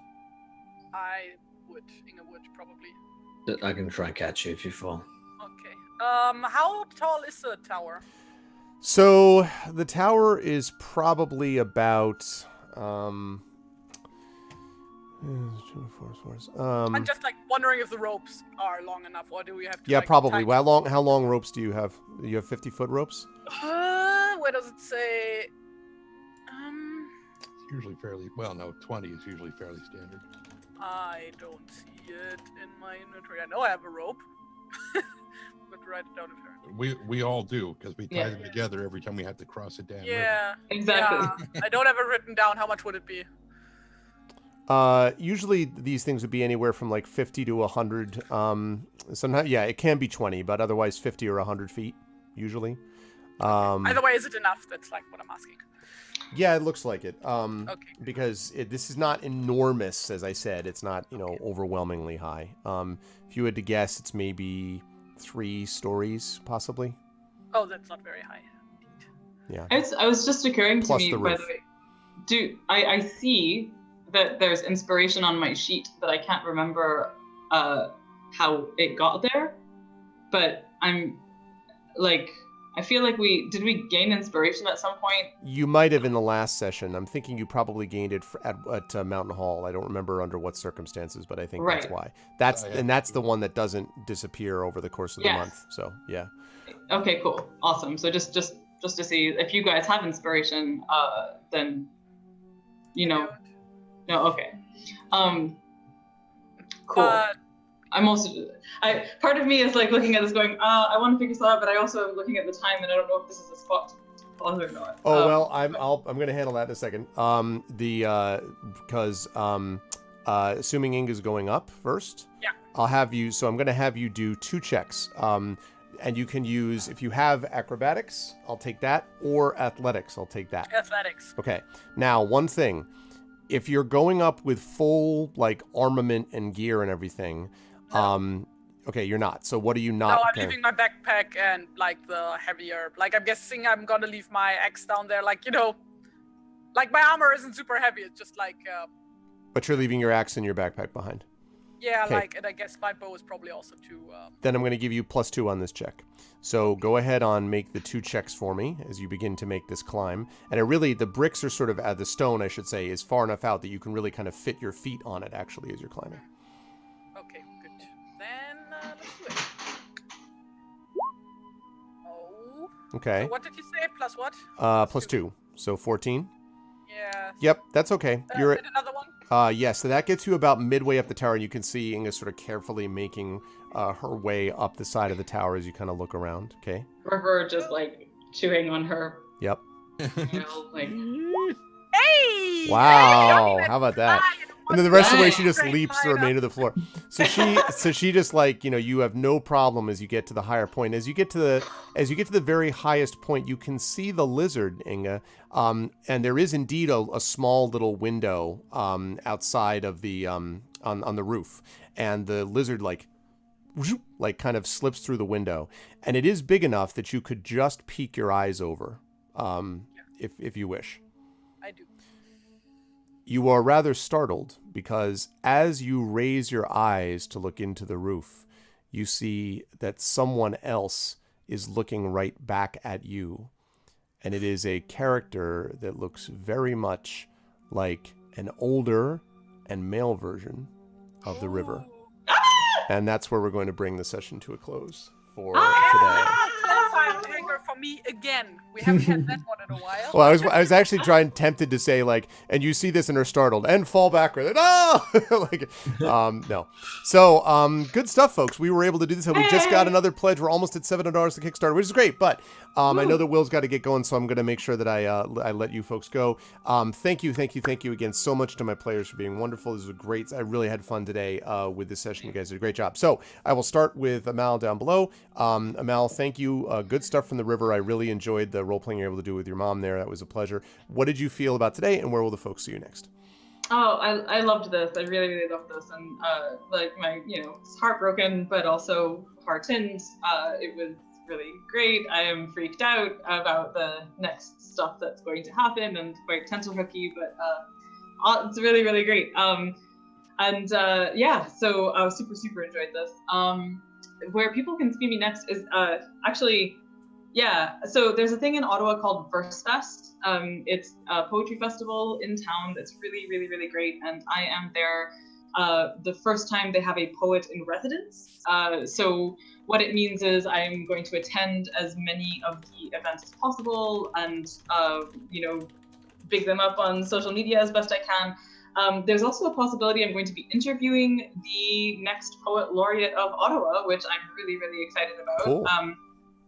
So if you're in Ottawa, or in like around Ottawa, highly recommend checking Versfest out because it's just phenomenal. We get poets from all over the world, and just some truly tremendous work happens.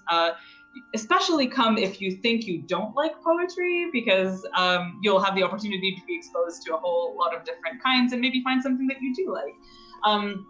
Beyond that, I'm going to be there's a possibility I'm going to be interviewed on CBC on Thursday. I just saw an email come in from that this morning. Neat. But beyond that, I'm going to be what's happening. Yes, I'm going to be guest of honor at Archon. Again, sorry that I'm going to get that vowel wrong because I haven't practiced it. But I'm going to go to the Åland Islands in May to Mariehamn and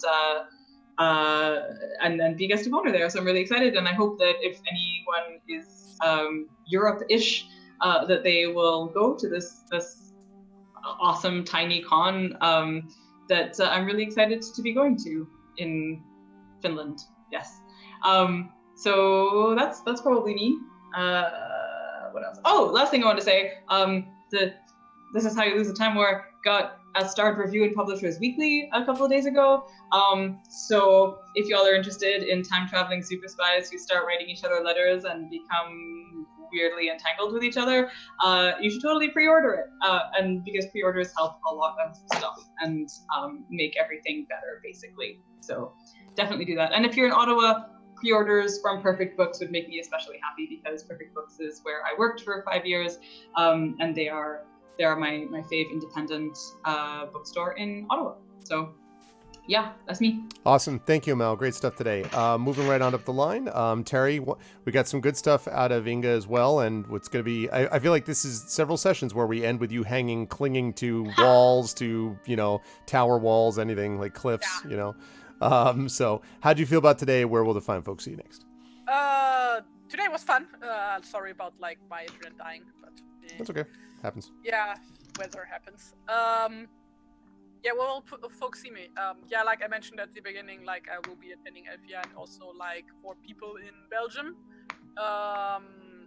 This is not a plug for me, but instead for the band of my boyfriend, Ilmarinen is his band, and I know there's a large overlap between folk metal fans and Lord of the Rings fans for obvious reasons. Hell yeah. So if you happen to not be living too far from Ghent in Belgium, then they are going to be playing there on the 27th of next month. So please do come by.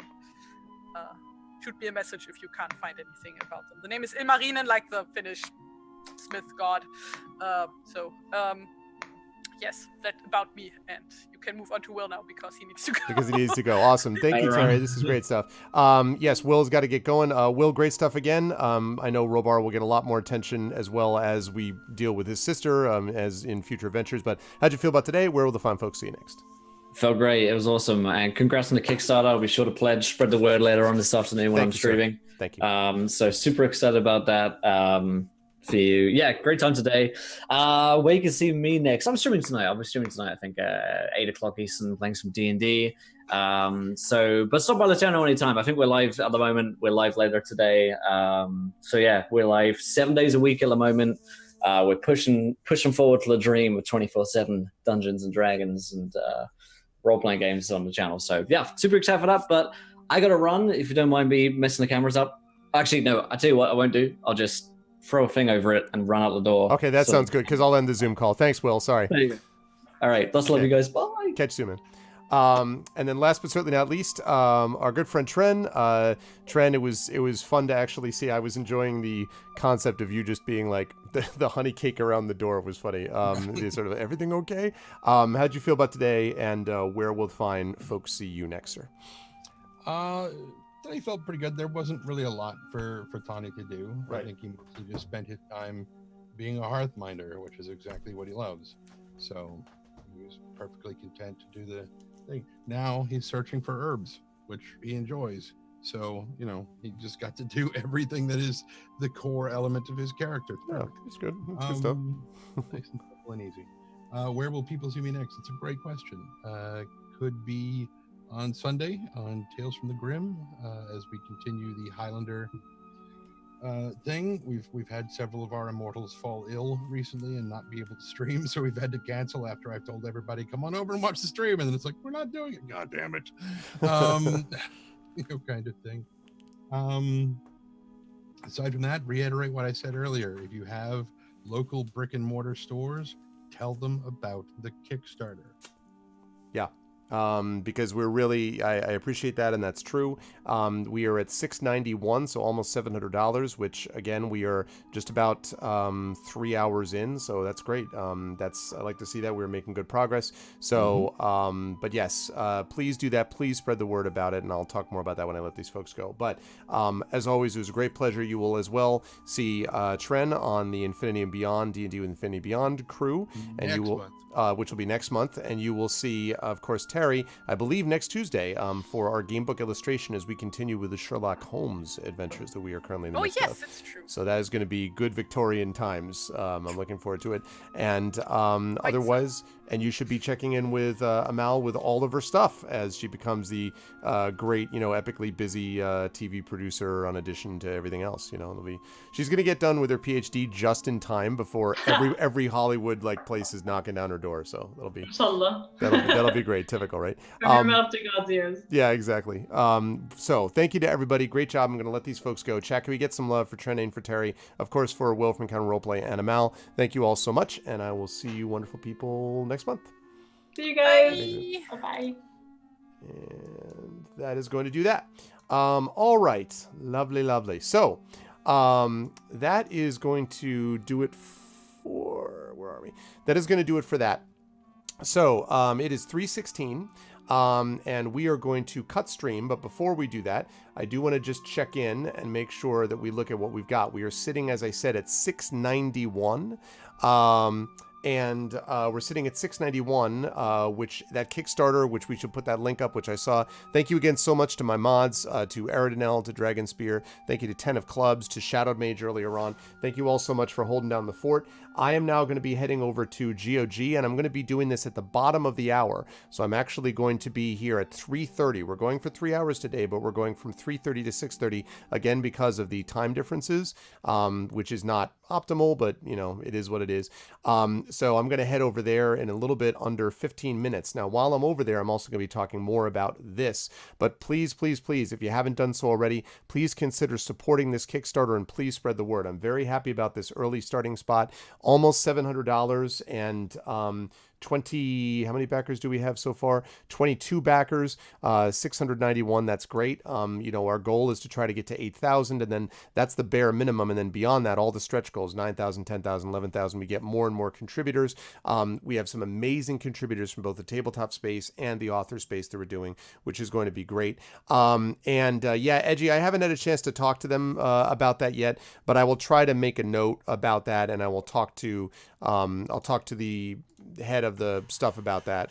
I will. In fact, I'm going to put a note about that right now.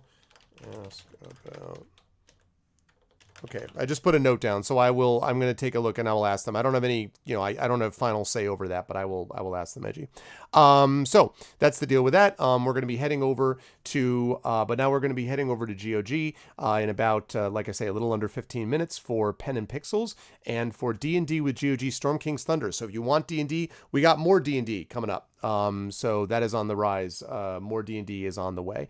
Thank you all so much. Please remember to follow the channel, support the channel in the many ways that you can. ! ARV shop for the merchandise area. ! ARV cord for the Discord. ! ARV tube for the YouTube. ArvinElrond.com as the website. And also the audio podcast for Curse of Strahd. ! ARV Treon as the Patreon, which is really the financial backbone of the channel. That is always appreciated. And that sub button right above the video window is really helpful as well. So thank you all all so much for that. And thank you as well for all the support so far for the Kickstarter, which is sitting, as I said, almost at $700. Let's keep this up. Please spread the word. Let the retailers know. Let people know. Please continue to spread the word. It makes a big difference. Thank you, thank you, thank you. And I love you all. You're wonderful people, and you're the best. And I will see all of you folks. I'm going to be back, by the way, on my channel on Friday, where I'm probably going to be doing more of sorcery, parts 1 and 2, Friday evening. We'll talk about that. But right now, stick around and head over to GOG in about 10 minutes for Pen and Pixels and D&D with GOG, Storm King's Thunder. That's going to do it for me. Love you all. I'll catch you all soon. Have a good night.